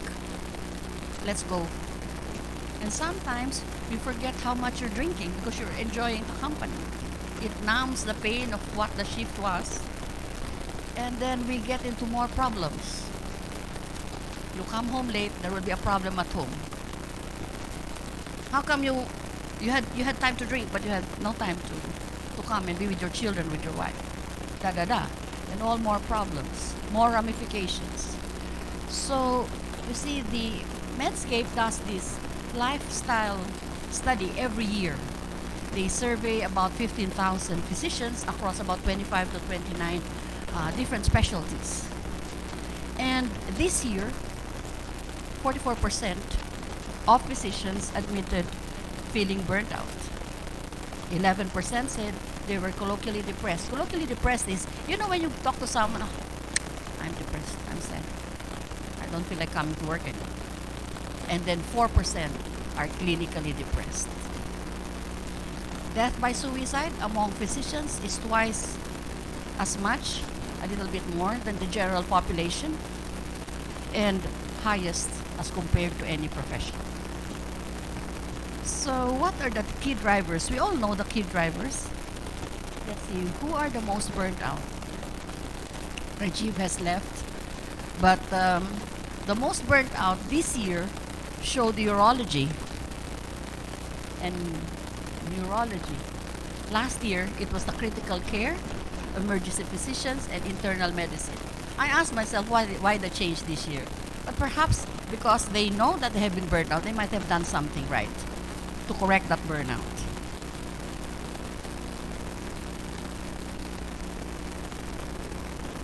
We're all too familiar with this, aren't we? It's just so real. All of us in all fields. There's just too much work, too little time, we're all short-staffed, etc., etc.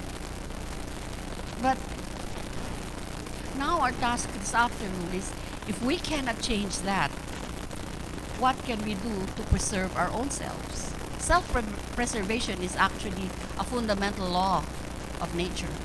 It is just natural for us to think about ourselves before we think about others. But that is not true in the Hippocratic Oath. Yeah? So self-preservation or resilience is really the ability to adapt or to bounce back from a difficult situation or a stressor. It can be adversity from different angles. We're talking about financial adversity. We talk about relationships. We talk about the the health systems. So adversity comes from all angles, but it's important that we are able to adapt. I'm not sure whether some people have read Viktor Frankl's Man's Search for Meaning. And if you haven't, I would recommend that you read it. Viktor Frankl he was a neurologist and a psychiatrist. He also was a survivor of the Holocaust. And in the first part of his book, he spoke about his experience in the camp. And in the second part, he talked about his learnings. And he said, when we are no longer able to change the situation, we are able to change ourselves. Because everything can be taken from a man but one thing. And that is to choose in any given circumstance. There is a stimulus and then a response or a reaction. Between the stimulus and a reaction or response is a gap. That is where we are able to make a choice of how we are going to react to that situation. That's the reality. Okay, right now, just off your head, just think about 2 or 3 things that you think would make a difference in your life. Maybe like have more money, etc., something like that. But then the next question would be, would these things before they could happen, would someone need to change first before these things can happen? I would be happy if only. I would say that we start to abandon that now. Because if the things that you desire to make you happy is dependent on someone else's change, then it will never happen. We have to start no longer thinking about that it's because of these bad patients that I become rude. I will be a good teacher if only I had good students. No, it has to come from us. Because we really cannot control how other people act or react.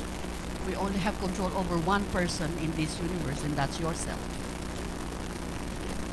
So I flash a few slides. Well, this one is something that we might need to add to the Hippocratic Oath. But our duty first is to heal ourselves, to find help for ourselves before we are able to help others. Because if you are drowning, it's very hard to save someone else.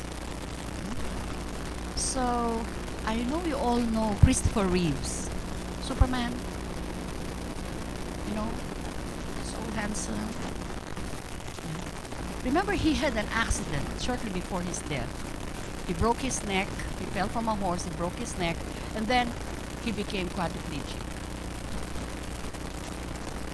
But he said, paralysis is not, paralysis, he said, is a choice. So I wondered why it was, he said. Because even if I'm paralyzed, he said, I still could direct a movie, I could still write a script. There are many able, physically able people, but are paralyzed. So true. Yeah? So now I just have a few points on how we could nurture ourselves to be resilient in our minds and then of course in our lifestyle. The first thing is really accepting our limits. Don't waste our energies on things that we cannot change. No? It's important, you know, we will just keep banging our heads on concrete doors or concrete walls. And you know, people or the system might not change, but we can do things that can change ourselves, or as I said, how we can choose how to react. You can either choose the low way or the high way. Now, here, that caught me, you know, we are the authors of our own lives, really. So we have to stop thinking I'm the victim of. I have become like this because of these people or because of that. If you don't like your boss, either you stay with, accept your boss like that, or you get out. Doing part-time work is good.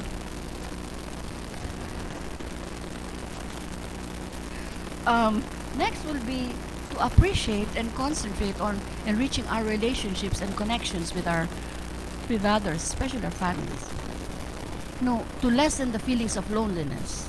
Loneliness, you know, in some research they say that loneliness is equivalent to smoking 50 cigarettes per day. Please don't ask me how they did that, but that was interesting finding.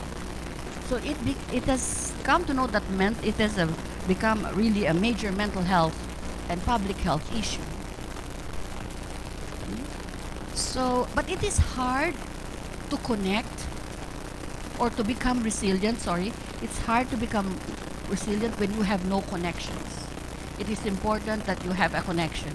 There is such a term as a charismatic person. Charismatic persons are not the politicians. Charismatic persons in psychiatry is the person you go to go for strength. It may be a pastor, it may be your coworker, it may be your spouse. But, you know, in my practice for over 35 years, I choked.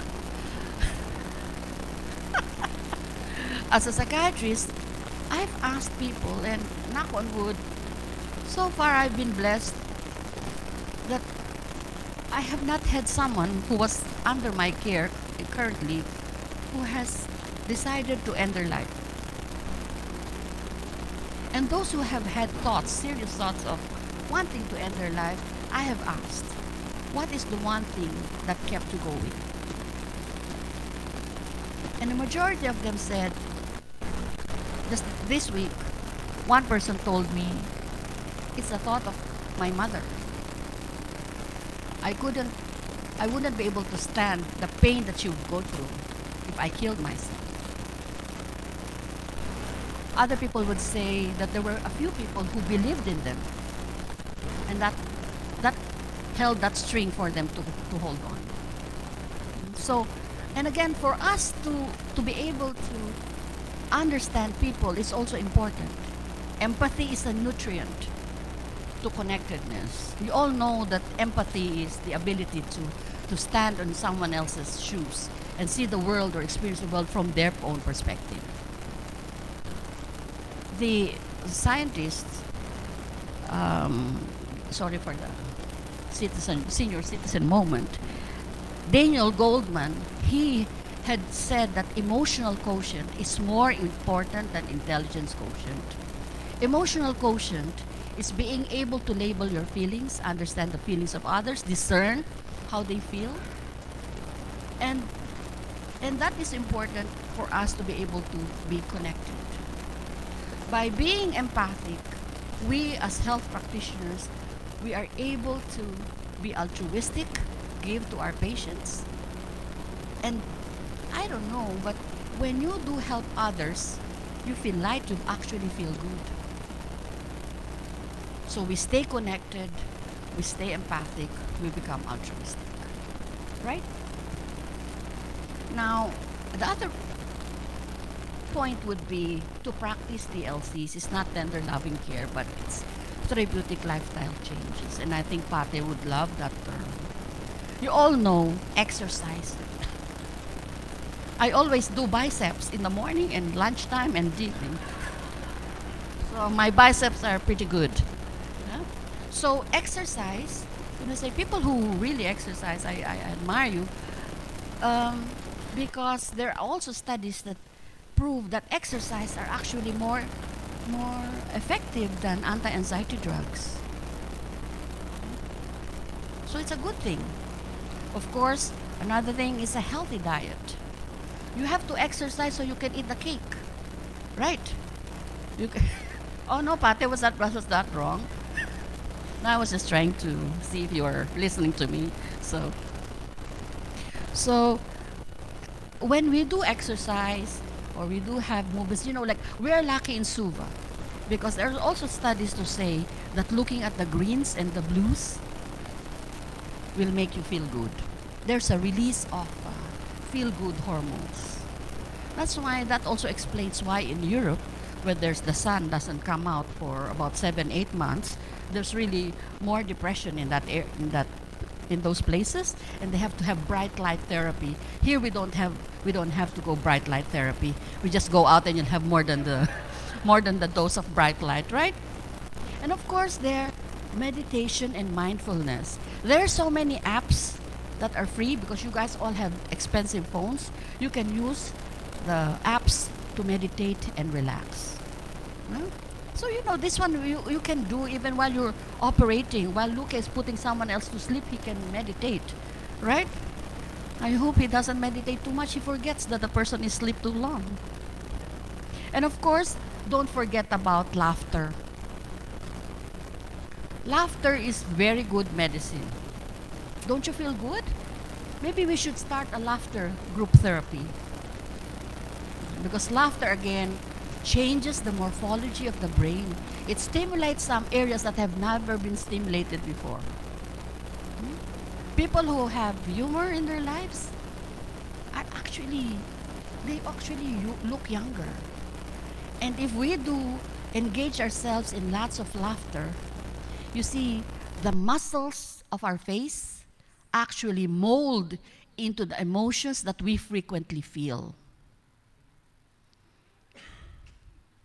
Yeah, so maybe we all have a good look at the mirror tonight and pray. No. No, but then just put that in your mind. Put a smile. Yeah? We really use less muscles when we smile than we frown. And people who are always angry, you can see them from a distance, so you avoid them. Okay. Have a life outside work. That's the discipline. We have to make a conscious effort to stop work when the work ends. I always tell the students, you know, our work in the hospital ends when the work is done. But when the work is done, the work is done. Don't go and take your work and open your laptops again to do your reports and etc. at home. That means you will be working all your life. No? Okay, so what else did I miss here? Okay, this one. In the old people's homes, there were studies, you know, like when people, they become depressed in old age because they have no more meaning. No meaning to life. They have no joy.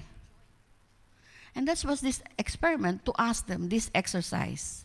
Before you go to bed, just think of 2 or 3 things that you are grateful for. Have you done that? Right now, what are you grateful for in your mind? There's so many things. There's so many things that we should be grateful for. Fiji is a beautiful country. We don't get bomb threats, knock on wood. You know, we have vegetables. We have rain, we have sun. We call this paradise, and people would want to live here. So those are things that we should be grateful for. We are grateful for that we woke up this morning. We have roofs over our head. We had breakfast. We have clothes to wear. We have some money in the bank, you know. And those are the things that we should not forget, especially when, sorry for the French, when we had a shitty day at work. And when we have a bad day, when we've had a bad day, it's very hard to look at any good thing. Everything seems to be bad. But now I think we should make a conscious effort to ask, okay, what is the silver lining in this situation? I lost all my e-books. So what's the silver lining? Okay, I lost all my books. The silver lining is maybe I had too much books, now I can declutter. You know, something like that. So look at, there are always good things that will happen. My boyfriend dumped me. But maybe after a month or so, oh my God, thank God he dumped me. Something like that, nah? So we'll always look at, I always believe that there's a plan and things happen for reasons that will be better for us. We may not be able to see that at that particular moment, but over time, we will be able to see it. So consider things that we are grateful for, and then of course, express gratitude towards others. You know, there's what we call micro moments. You know, like sometimes you have only a few seconds to interact with one person, especially with our patients. But then you don't know that that interaction could have a good or a bad impact based on what happened in that moment. So there should be, let's work for micro affirmations. Man, you did well. No, that was a good presentation. That was a very hard patient to intubate. You did well. You know those small little things that you pat yourself in the back? Rather than looking at all the negatives, let's look at the good things. Because many people spend too much time looking at the negative, we forget to look at the good things. We're all hardworking folks, I know that. And that is one thing, as a fraternity, we should appreciate each other.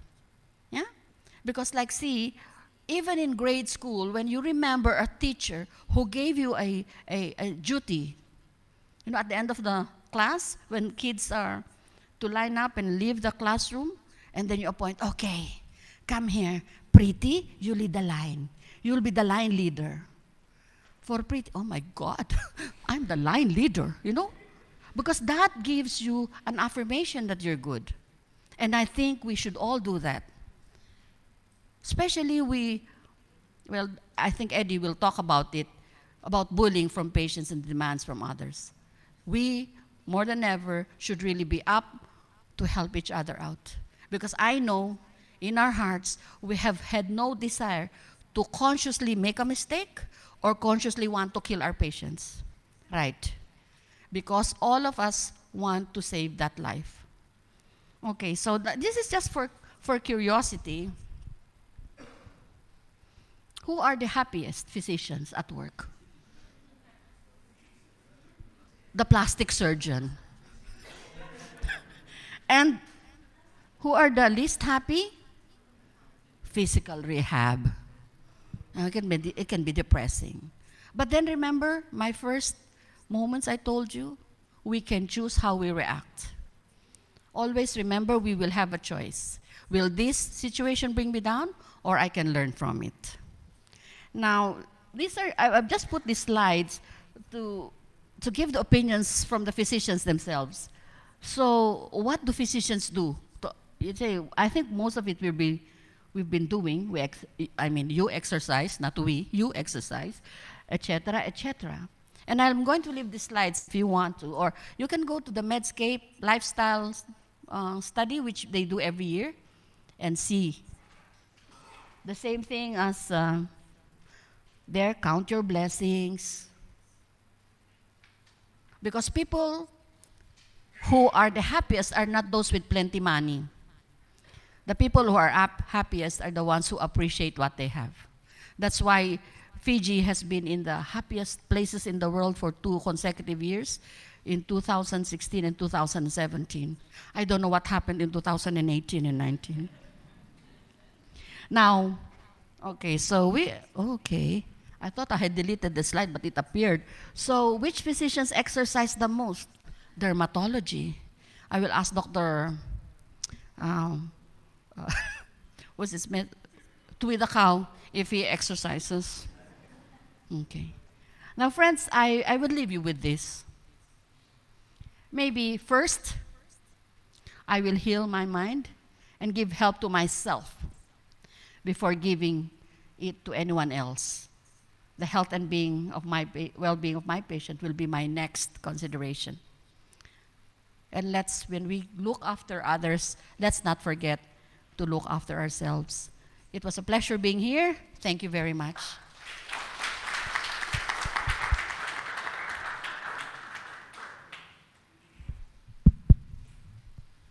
Now, Dr. Ellen, as always, very, very immaculate presentation and entertaining. Give the floor now to the man, the myth, the legend. Can we just stand and get some bright light? Prof. McCaig needs no introduction, and then a very interesting topic, workplace bullying.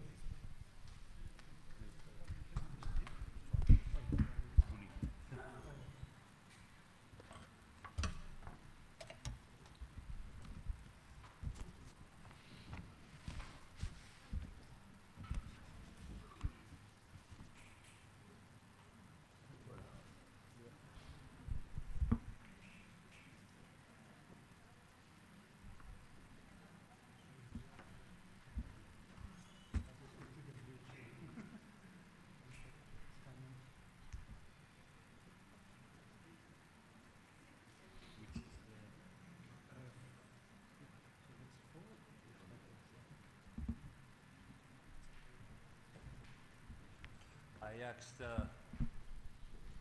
Pesh yesterday, why am I talking about bullying? You know, then I decided on it must be my age. You know, being the old man of the team, that's why they asked me. It's got nothing to do with the fact that only a month ago I was called by a fellow consultant as a bully. It's nothing to do with that, but no, just a fact. You know, what constitutes bullying is not always easy to identify. And it was the New Zealand Safety Board which made the statement, case law has shown that the line insofar as the line between bullying and otherwise, or on the other hand, and blunt management is very fine. So what's bullying and what's what I would call true love or for the good of the patient is very fine. In fact, in the city of Perth, there's one of the councils which is proposing a ban on employees, eye rolling, shrugging their shoulders, raising one's voice, throwing documents, slamming doors, taunting, teasing women, trying to undermine others at work, as this is, they feel is a start to bullying.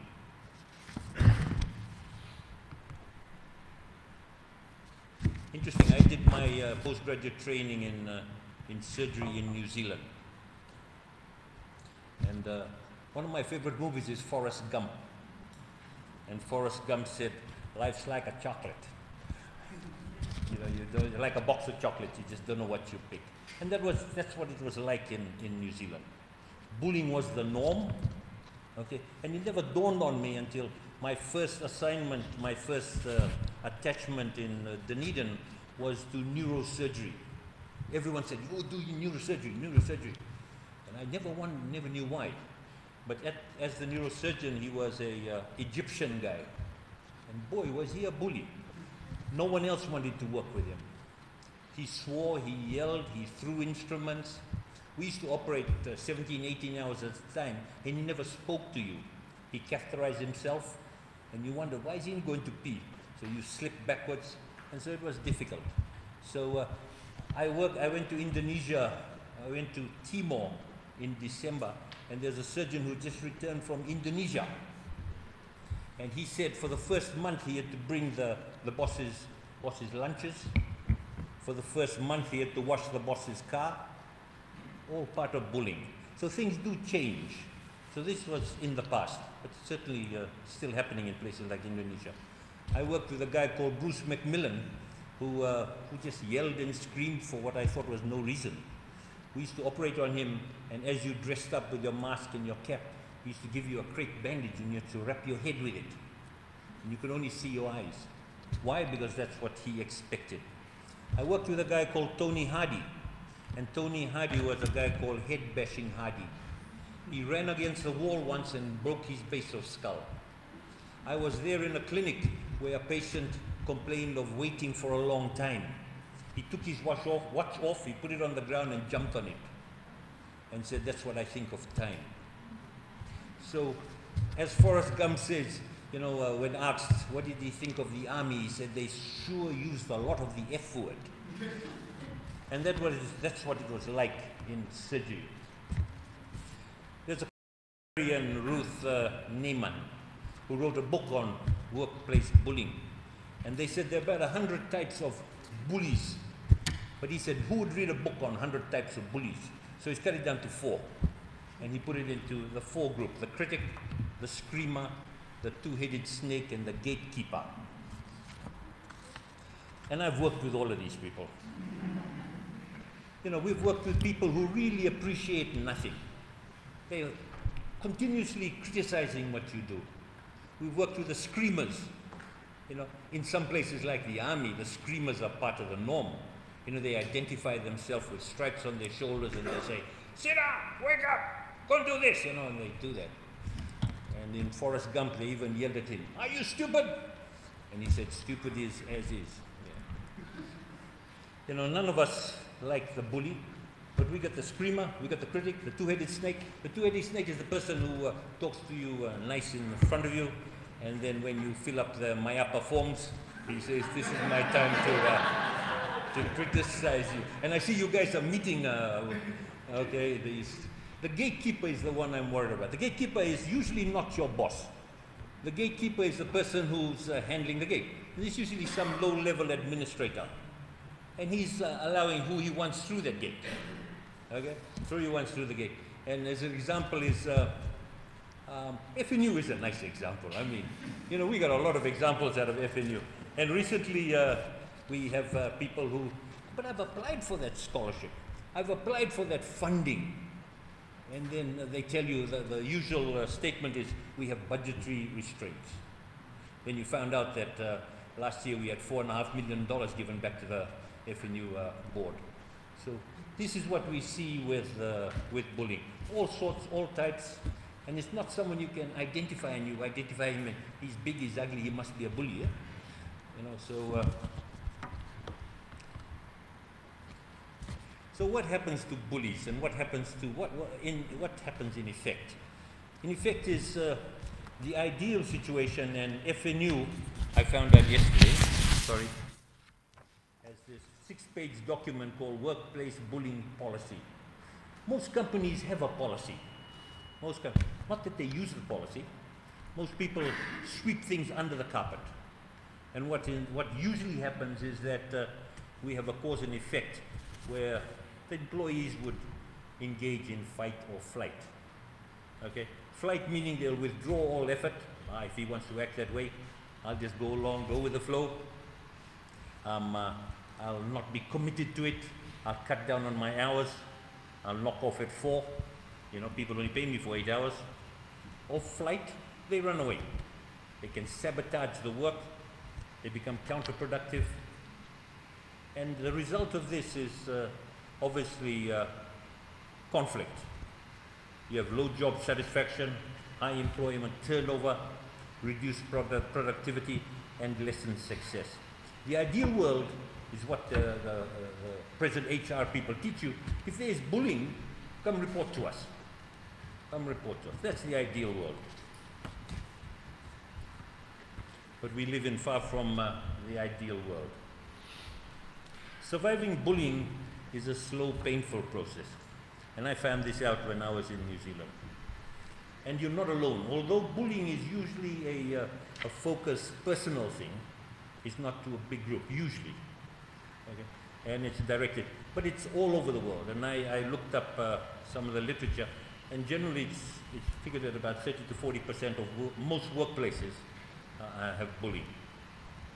And the companies in most places really have no idea what to do. It's usually swept under the carpet, and just pray that you're going to move on.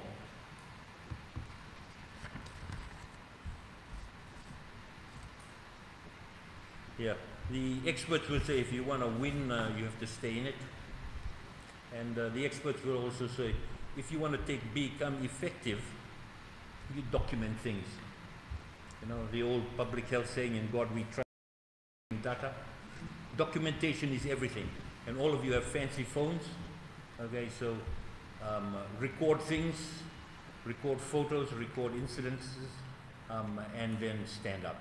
Stand up and report. We've written there, stand up, step up, and speak up. It's going to be tough.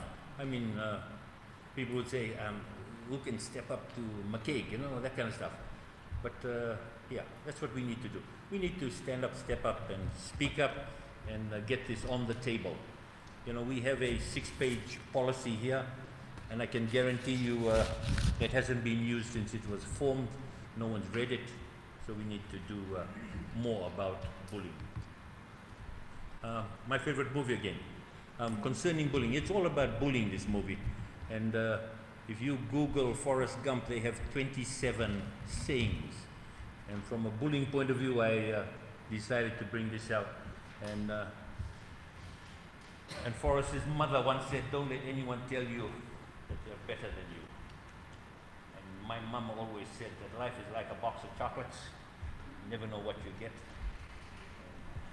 My mama says, stupid is as stupid does. Thank you.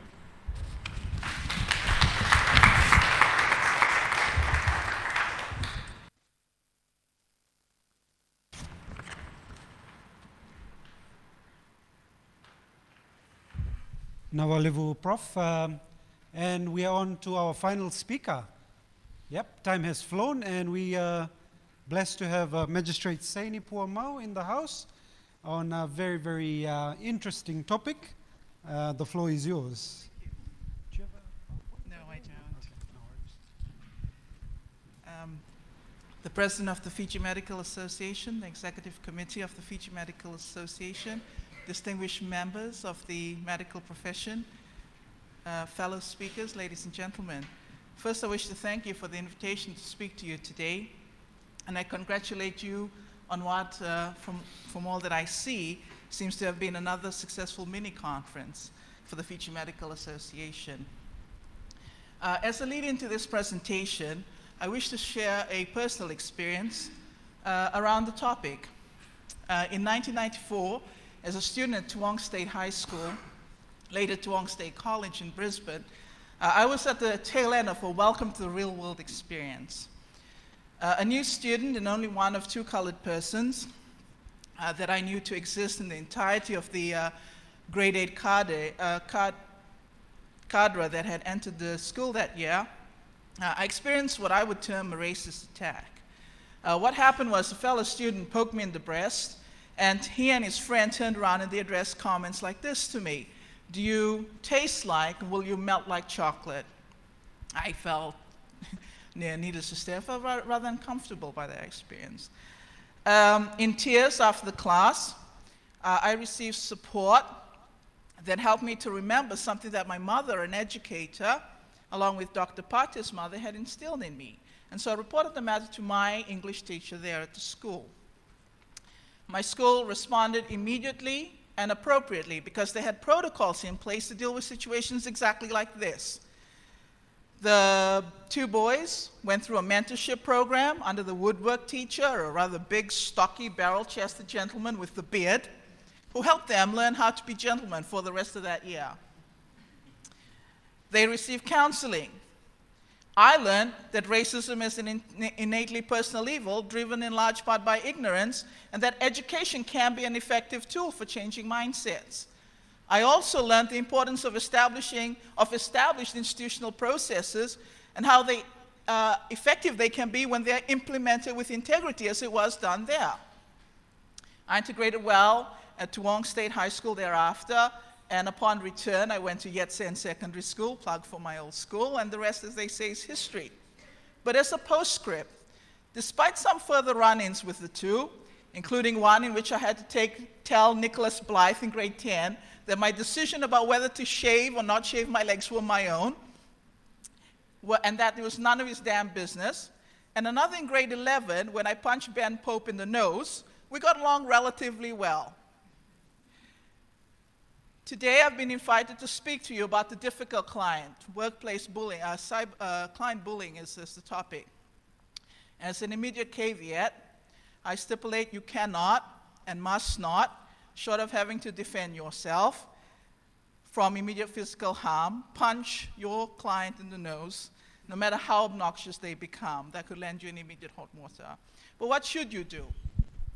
Well, I recommend that if anyone is with a client and that client makes you feel uncomfortable, then stop the consultation immediately and do one of two things. Bring in a colleague to sit with you, or move the consultation to an open space that puts you in the line of sight, an immediate response path of people that you can trust, while still providing enough distance between them and you and the client to ensure that you can have that discussion in private.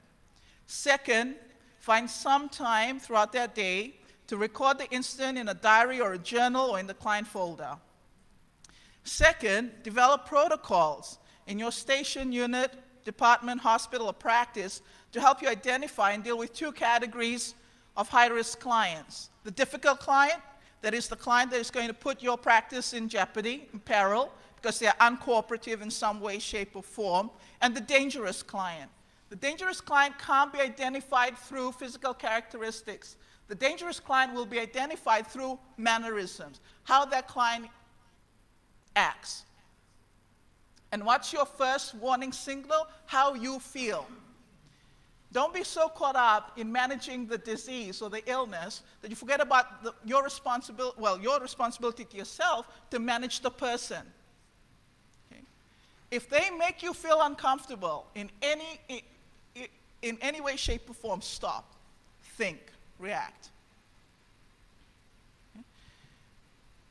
Okay? In respect of the first, I like what Dr. McCaig said, record, record, record. Stop, think, react, then record. In respect of the latter, it is prudent, that is the dangerous client. Hire an expert to help you develop safety protocols for dealing with the situation and the person. Physical safety barriers, security personnel, basic self-defense techniques, comfortable running shoes, whistles, and panic buttons would not go amiss. I know of one example very recently where doctors found themselves in an uncomfortable situation. Okay? If you don't have these mechanisms in place, remember an important thing. You have authority. Okay? You are doctors and you have authority. I am a female, and I'm running a little to seed. And I'm glad I sat in on a presentation where exercise was encouraged. I know I haven't been. But throughout my career in law enforcement, 12 years in law enforcement, now career in the bench, I realized that a lot of the battle, well, much of the battle is won here in people's perceptions of you and how you react and how you wear your authority around them. So wear your authority, wear it lightly, but wear it.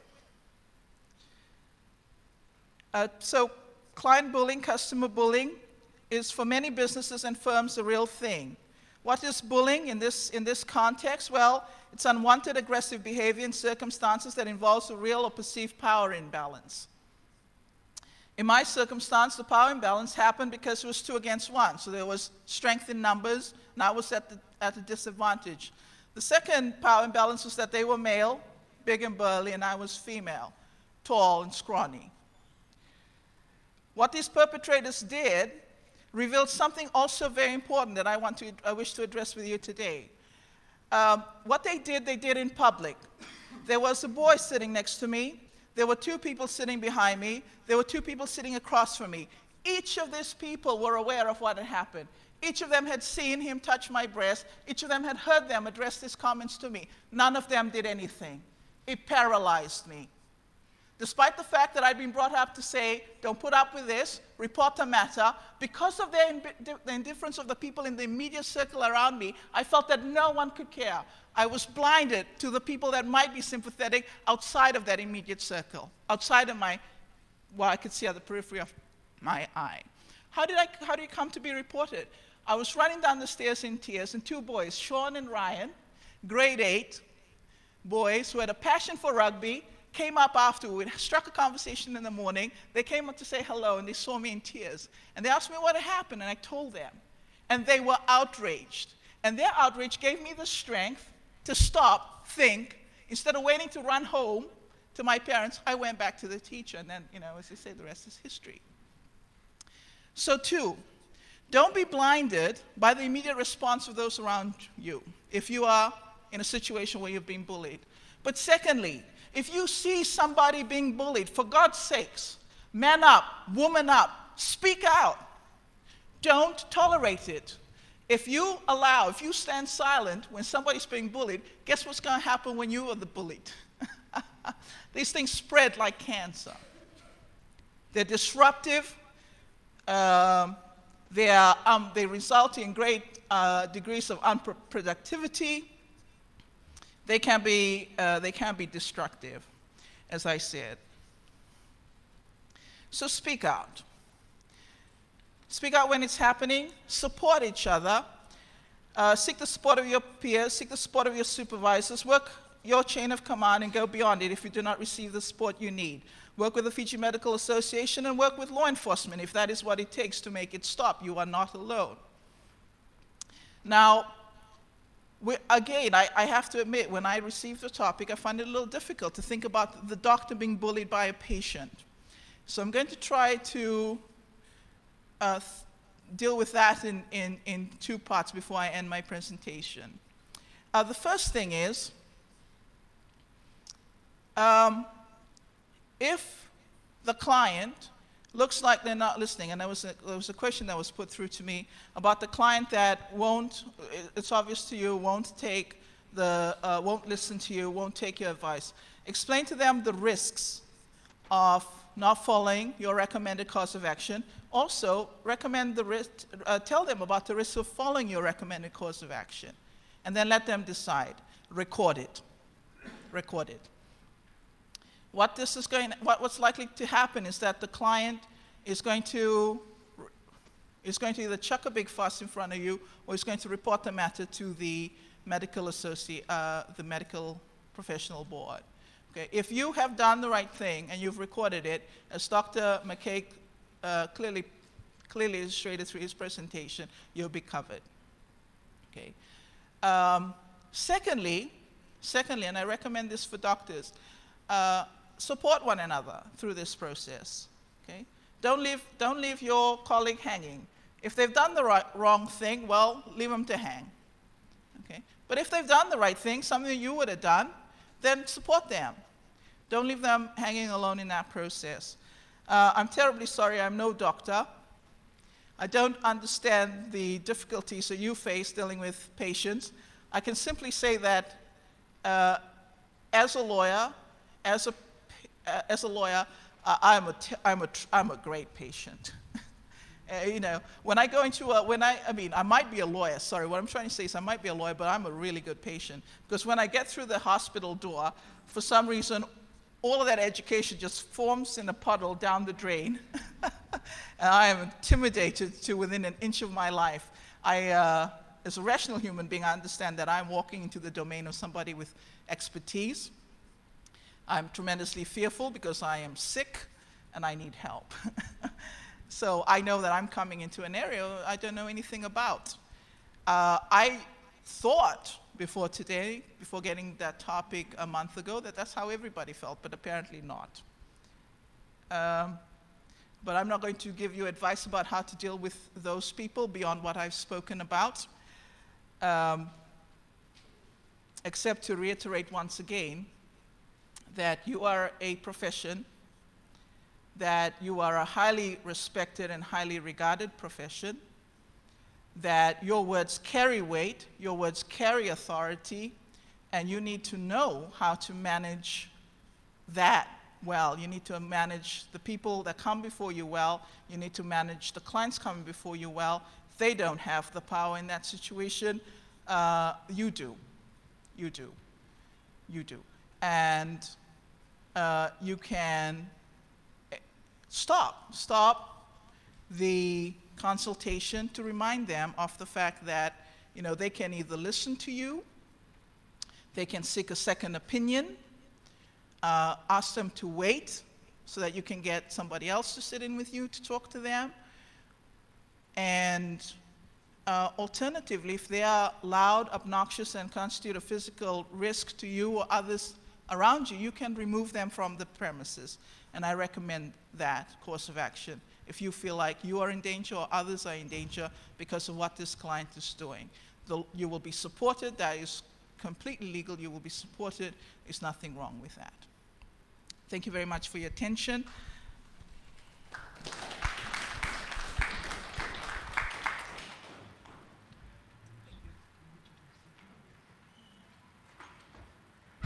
Now, Valevu, for that excellent talk. Can I get all the speakers up front? And, sorry, I left my phone.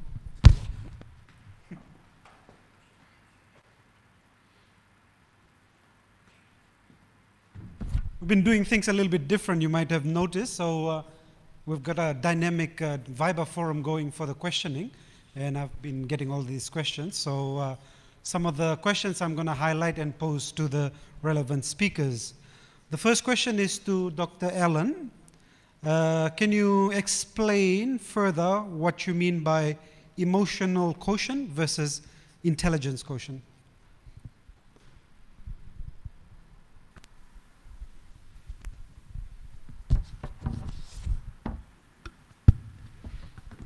Okay. Intelligence quotient is our IQ. The domains will include your verbal intelligence, computational intelligence, reading, etc., comprehension. Emotional intelligence is being able to identify or label feelings, your own feelings and feelings of other people. And by knowing that, then you can direct your actions. That's the difference between those two. Thank you very much. Second question is to Prof. McCaig. One of the questions that were posed, Prof, was if you feel like you're being bullied at work, who do you report to? How can you handle the situation? Investigating this, researching this topic. Yeah, it works. In researching this topic, believe it or not, everyone seems to have a bullying policy. And it's well laid out in the 6 pages as with FNU, and it's there. I mean, so in the is your immediate superior going up the line, the immediate superior, the consultant, and the medical superintendent. And believe it or not, most times the bulliers, they work on authority.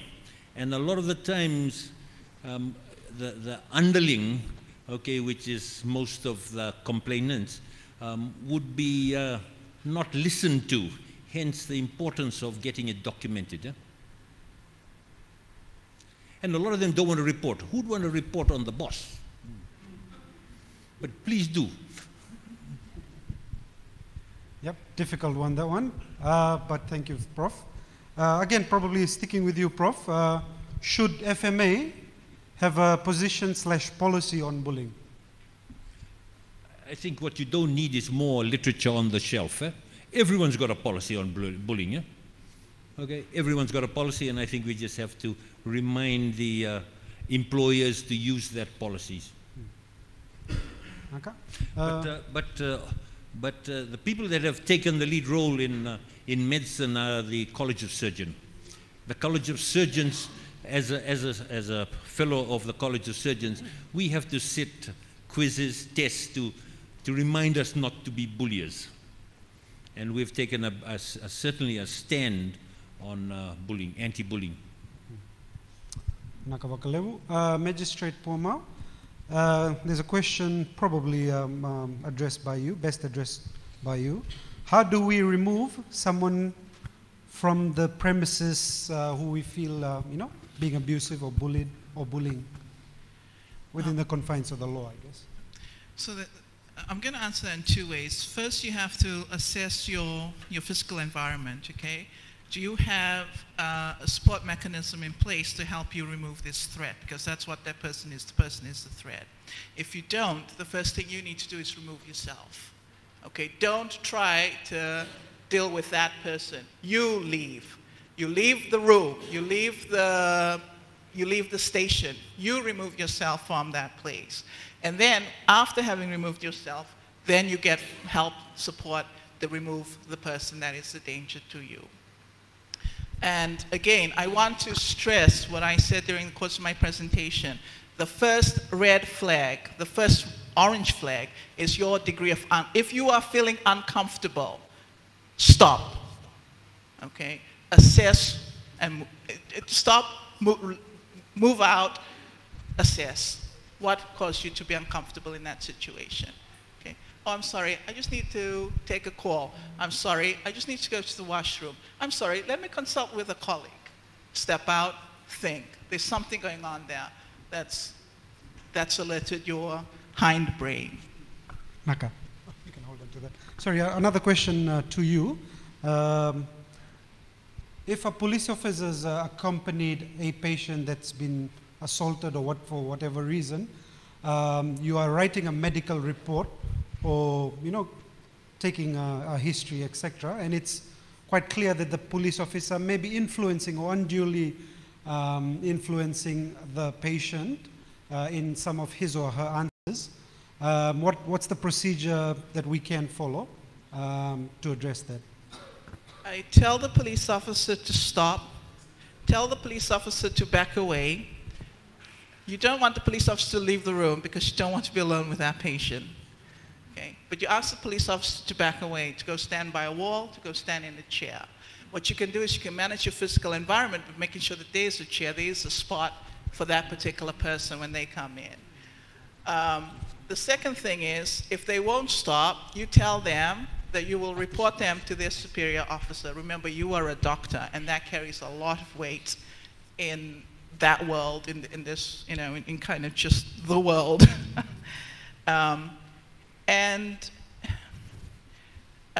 Yes, and then you record that in the medical report.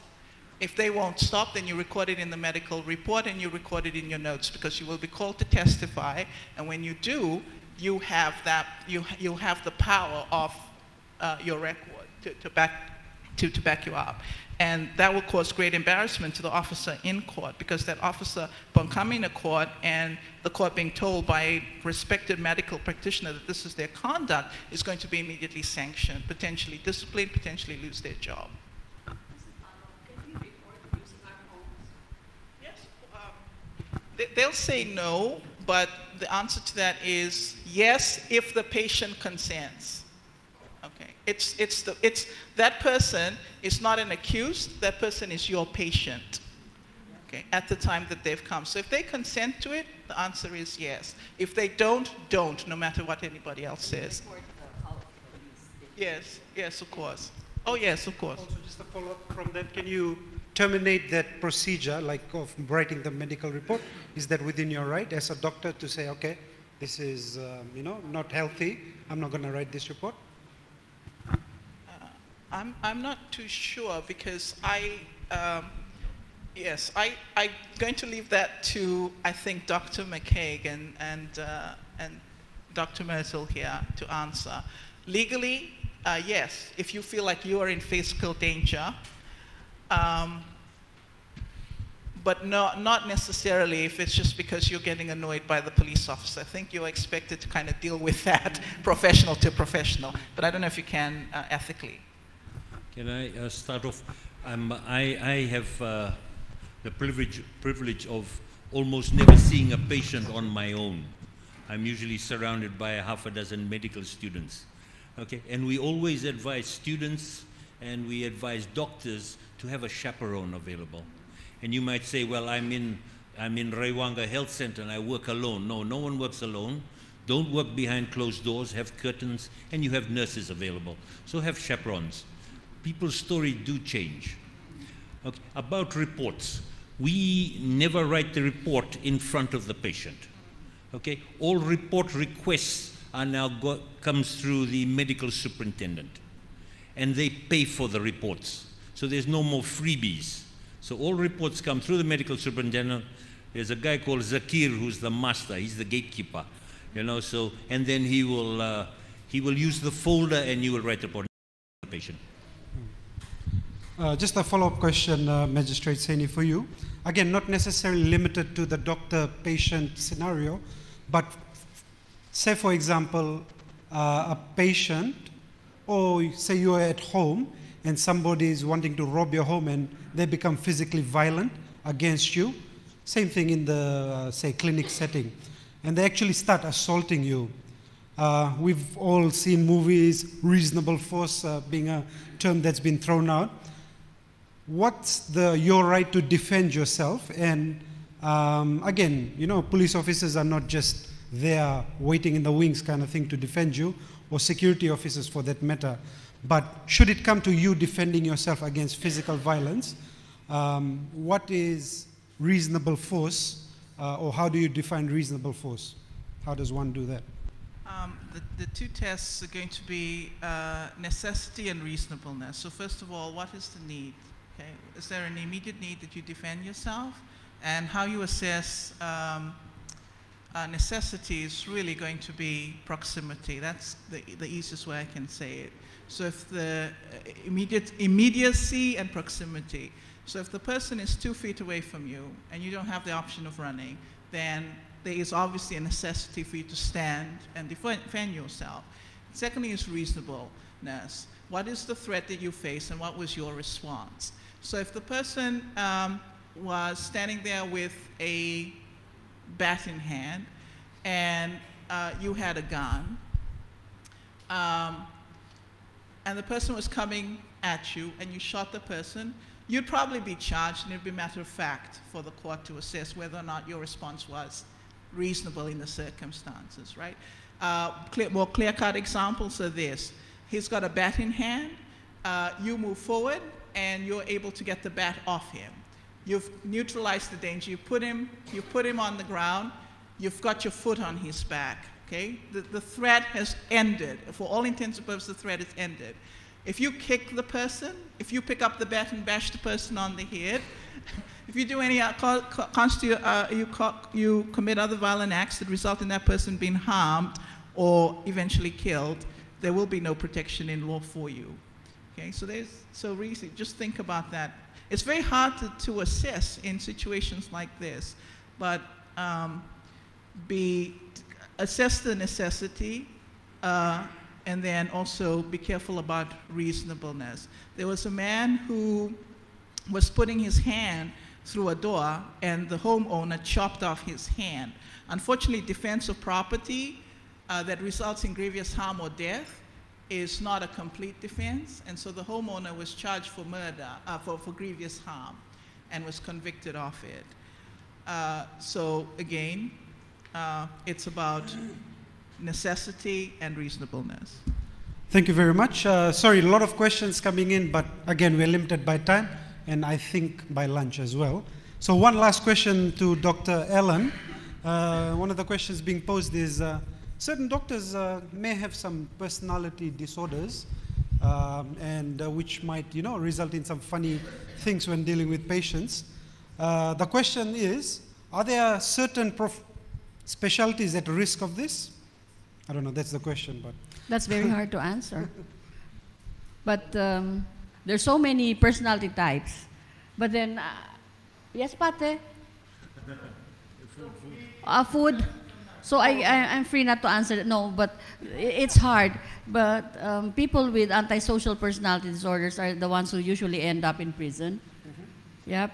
Narcissistic personalities can lead organizations. There can be leaders of gangs because they can never stay alone. They want to have body.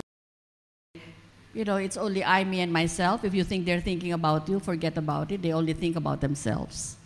Now, the hysterical personalities are the ones who are, who need attention most of the time. It's like coming into the room, they stop, look around. If nobody notices them, they will have to stop again and, to catch the attention. It's something like that. But there's I'm not sure whether there's a certain profession that's, a typical type of personality for a certain profession. I'm not sure. Sorry, if there are any other questions that people are not posing here, feel free to ask. We apparently have a bit more time. So please put up your hand. A mic will be brought to you, and you can ask your question. Or if there are any other comments to the questions that have been asked, if there are any further comments from the floor, feel free. I once attended a, sorry, a question back there. I once attended, while you get a speaker to him, I once attended a international orthopedic meeting. Here we're talking about personalities. Orthopedic surgeons, and I'm one of them, we have a weird personality. And a lot of orthopedic surgeons, like our plastic surgeons, we work very hard, we make a lot of money, and we spend very little time at home. And so I was at this meeting, and beside me was the professor of orthopedics out of Oxford. And he said, you come to these regularly? I said, yeah, every year, kind of get our CME points, I come. And he said, what have you learned? And I was very quiet. And he said, you know what I've learned? At orthopedic meetings, we see the same slides, year after year. The only thing that's different is their wives.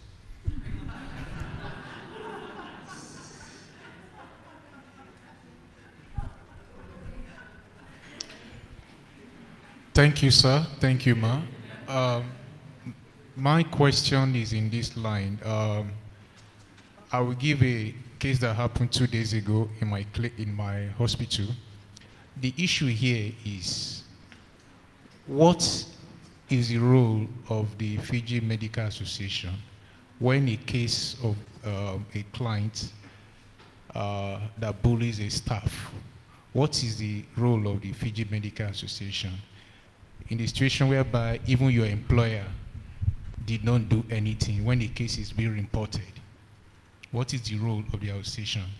Now, something happened 2 days ago while we're having a clinic, and this patient is well known to be aggressive to staffs and to doctors. One of my nurses, I was attending to a patient. She was attending to another patient, and then she had to go to the treatment room. And before she came in, this other patient just sat on the chair. And then when she came in, the patient was insulting my staff. And he was using, in fact, you know the word people normally use. He used that word on my staff. That's the female staff that I had. In fact, while I was seeing that patient, both the patient that I was seeing, everybody was, we just opened our mouth. What? And he was not even apologetic about it. And I told my staff, I said, I think you have to call the police and then write a UR in that respect. We all know that cases like this, you report to your employer, nothing is being done. This same set of people, they are the first set, they go out, they call 157, and it is their words against yours. All right? So, we are in a state of dilemma here.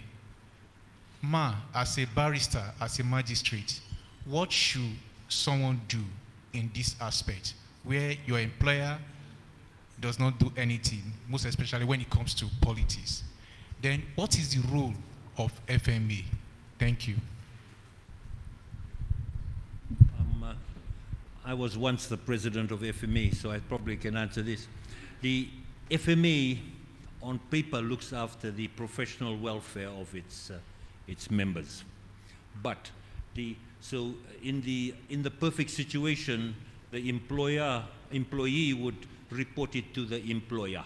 And most employers, Ministry of Health and FNU, would have harassment and bullying policies. But the FMA hierarchy also sits on the Fiji Medical Council. Okay, so there'd be a number of these senior people also sit on the Medical Council, and this can be taken as high as the Medical Council. But from a legal point of view, the FMA really has no direct power. So I'm going to assume that the matter's been reported to the police. If it hasn't, I recommend that the matter be reported to the police. If the matter has been reported to the police, then then the investigative process will take its course. This is being live streamed, so I'm going to say, for the record, that our men in blue are fantastic, but no organization is perfect. And so what you will have to do is you have to understand that that is as true for the Fiji Police Force as it is for any other institution.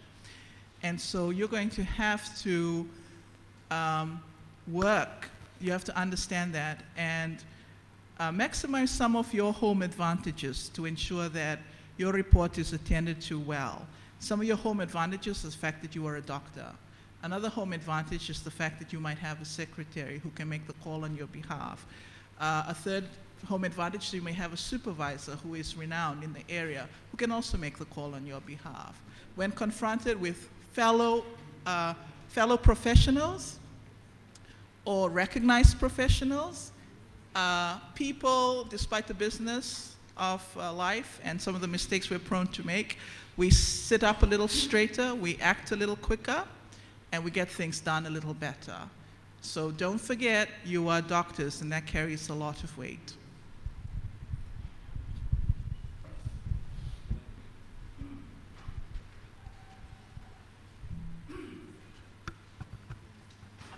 Thank you very much for those very insightful talks. My question is with Mrs. Pomau. When we come across patients who like to deviate from our planned treatment plans, sometimes they refuse admissions. I just want to know from the side of the law, what is the requirement for us to say that we have done all we can to fulfill our responsibility to the patient? Like if a patient runs away from the hospital, is it necessary that we contact relatives, or do we need to call the police for them to come back? Or is it that because they've deviated from our plan of treatment, the fact that we document that will suffice? I'm going to ask, is the patient of age, and is the patient of sound mind? Well, most of the patients we do encounter are adults and, yes, sound. And they've run away? Absconded from the hospital. Can I put a case scenario? I was in Samoa early this week, and a Samoan gentleman was getting on a plane to fly to America and died at the airport. And they thought the emergency response was poor, and he just went on and on. But in following through as to what happened during the day, he had signed himself out of the hospital that morning. I think if the patient has signed himself or herself out of the hospital and is an adult of sound mind, that's the end of the matter. I mean, this is not a paternalistic society, it is, but it's not a paternalistic legal country, it's not a dictatorship. So I think that will cover you. But if the patient hasn't signed out, then some follow-up is recommended, where's this person gone? Just so that, in the instance that the person's kind of wandered off disoriented and is found collapsed in a cupboard and died, the hospital or you aren't going to be liable because you have exercised the degree of due diligence thereafter, trying to find out where this patient might have gone. Was the person liable, Dr. McCaig, the doctor in that situation, the hospital in your situation? As I said, this just happened this week, and so there's a lot of talk about it. I mean, here we have a person who was in hospital, obviously for a cardiac condition, and he signed himself out. He went to the airport to fly to overseas to get treatment, and he died at the airport. I think one question that's going to crop up almost immediately is, was the person informed of the risk of signing himself up? And if the person was, and that is clear, somebody can attest to that, or that is clearly recorded in the patient's notes, I would, at this point, say that's due diligence. That should cover the doctor in the hospital in that circumstance, based on these facts as I know it now. Thank you very much. Lots of questions coming in, but we can keep going? Okay, keep going. So one of the questions was the drunk patient who is potentially abusive. And we have several sort of subdivisional hospitals where the night number, the staffing numbers at night kind of are quite restricted. So on the one hand, you have a drunk and potentially abusive patient who may or may not have been have a significant injury that needs to be addressed, but at the same time is being abusive. Limited staffs, one doctor on call, probably one nurse. Again, the duty of care is there for the doctor, obviously, to treat the patient, but they cannot do their job effectively if they're being harassed.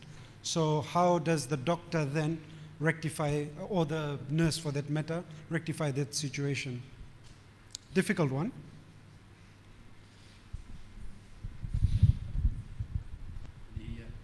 Bloody difficult, not just difficult. And sadly, every year, some drunk person comes to the hospital, and at least every year someone dies in A&E. Because they're drunk, they're put in the corner. The fact that they've had a head injury is not recognized, they've been abusive, and we put them in the corner and they die. And this has happened and shouldn't happen. We don't have any way of restraining these people by tying them down, and then they become more abusive. Police don't usually accompany them to the hospital. It's usually friends who bring them and leave them, then go and get some more drink. And no, it's difficult. We'd like to say that, get their relatives to hold them down while you examine them, but it is difficult. And every year someone dies. So just a sort of a personal experience in the form of a question where a female doctor was apparently harassed by a colleague during one of the shifts. Matter was reported to employer and police even, apparently, but unfortunately no action has been taken as yet. Not too sure about the timelines, but I guess the question is that how do you address that situation where a episode of bullying or harassment has been documented, not only documented, but reported to the employers and the police, but no apparent action has taken place. Within the officer's powers, what can he or she do?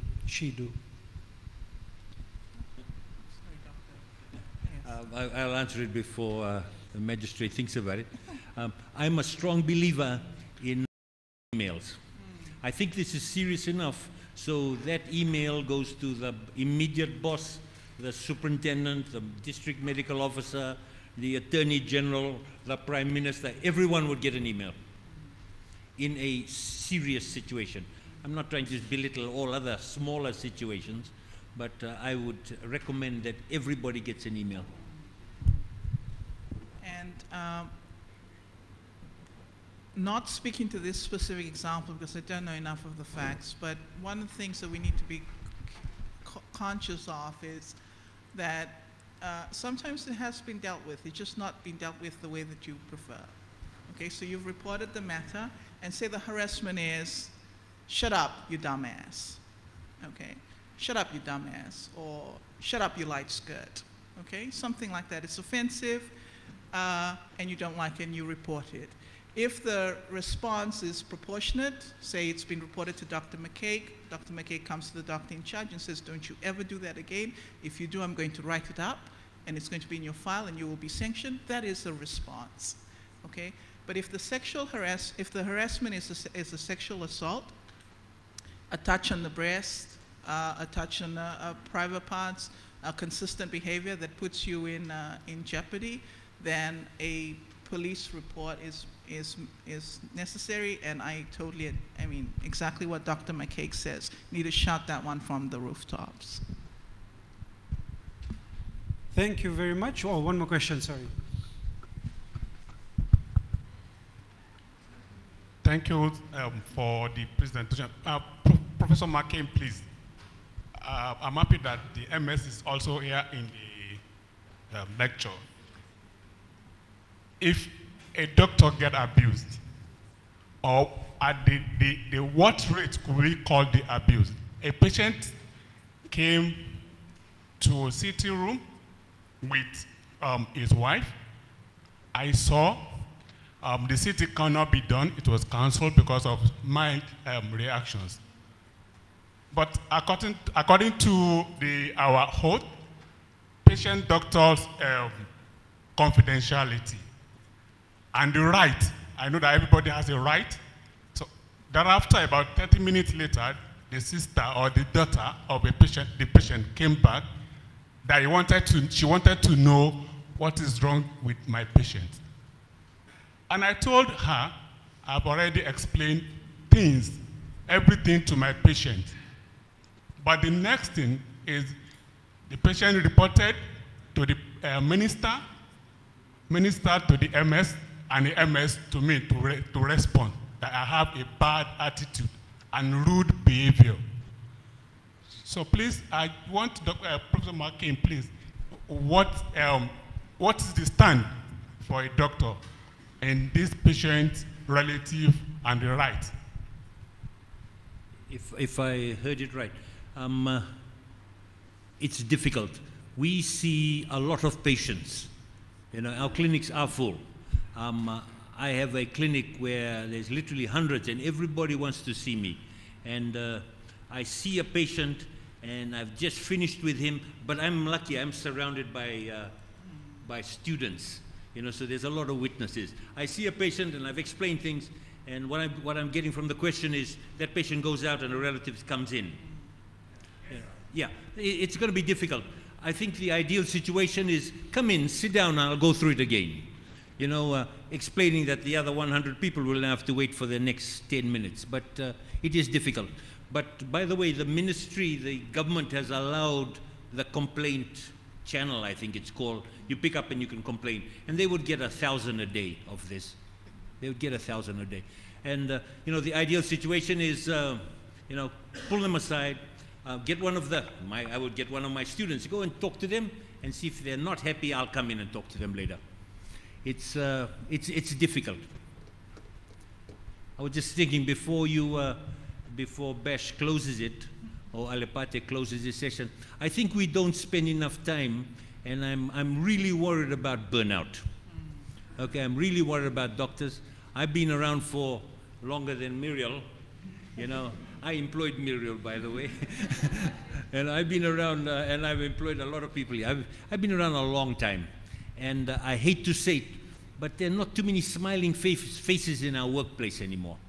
And I think we need to change tech. And I think if there's one function that FMA can work on is how to get people to smile again. Because right now we got too much burnout, and this is seen with the complications that I'm sure Muriel will see. So I ask and advise that as a start, we here recommend to the FMA that we can work on cutting down the statistics. Inaka, sorry, tying that with the last, very, very last question, Dr. Allen, again, together with Prof's comments, like within the last year, and this is what the stats out there, 5 of our colleagues, doctors, have attempted suicide, 3 have successfully. The question is, Dr. Allen, are there any support mechanisms out there? A lot of doctors have been affected by this, not necessarily the immediate colleagues, but the doctors in general, the nurses even for that matter. What kind of support services are out there, group therapy, etc., that people who feel like they need to get things addressed can be addressed in that forum? You see, I must say that our reactions, our response is really reactionary. Our support mechanisms, Bash, few of our colleagues come to us and we see them in between work, and I'm happy that they do come.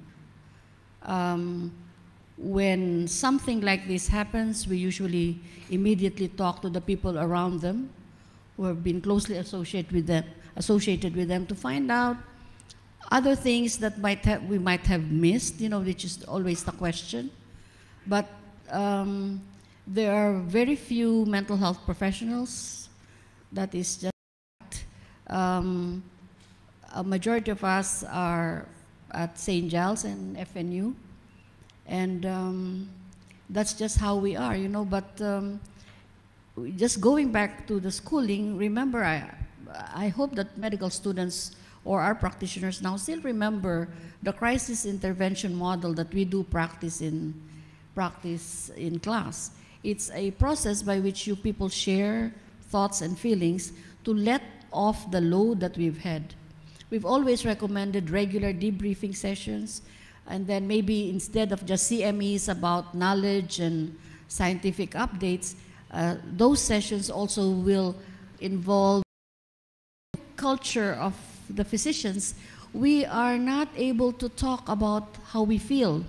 It's because we feel that, or we think that talking about it is a sign of weakness, and it shouldn't be, no? And that's it. No, we start with the younger folks. Come on and let's talk. It's okay to talk. We need to talk. That's why I think it should be a common practice for all of us to just, when you come across someone, hey, how are you? Are you okay? All things good? Are you sure? Because if not, then I'm just here. Because that will make a lot of difference, and I hope we do continue. Ladies and gentlemen, boys and girls, that's a wrap from us today. Thank you very much for all the questions. I think, for want of a better word, this was a humdinger of a mini conference, and we hope to continue the same next month in Lautoka and the month after in Lambasa. And of course, we look forward to our main annual scientific conference around September of this year. So thank you very much. You will get CME points for this. And once again, thank you very much to our speakers. Inaka Vakalevu. Enjoy the rest of the weekend. Go Fiji!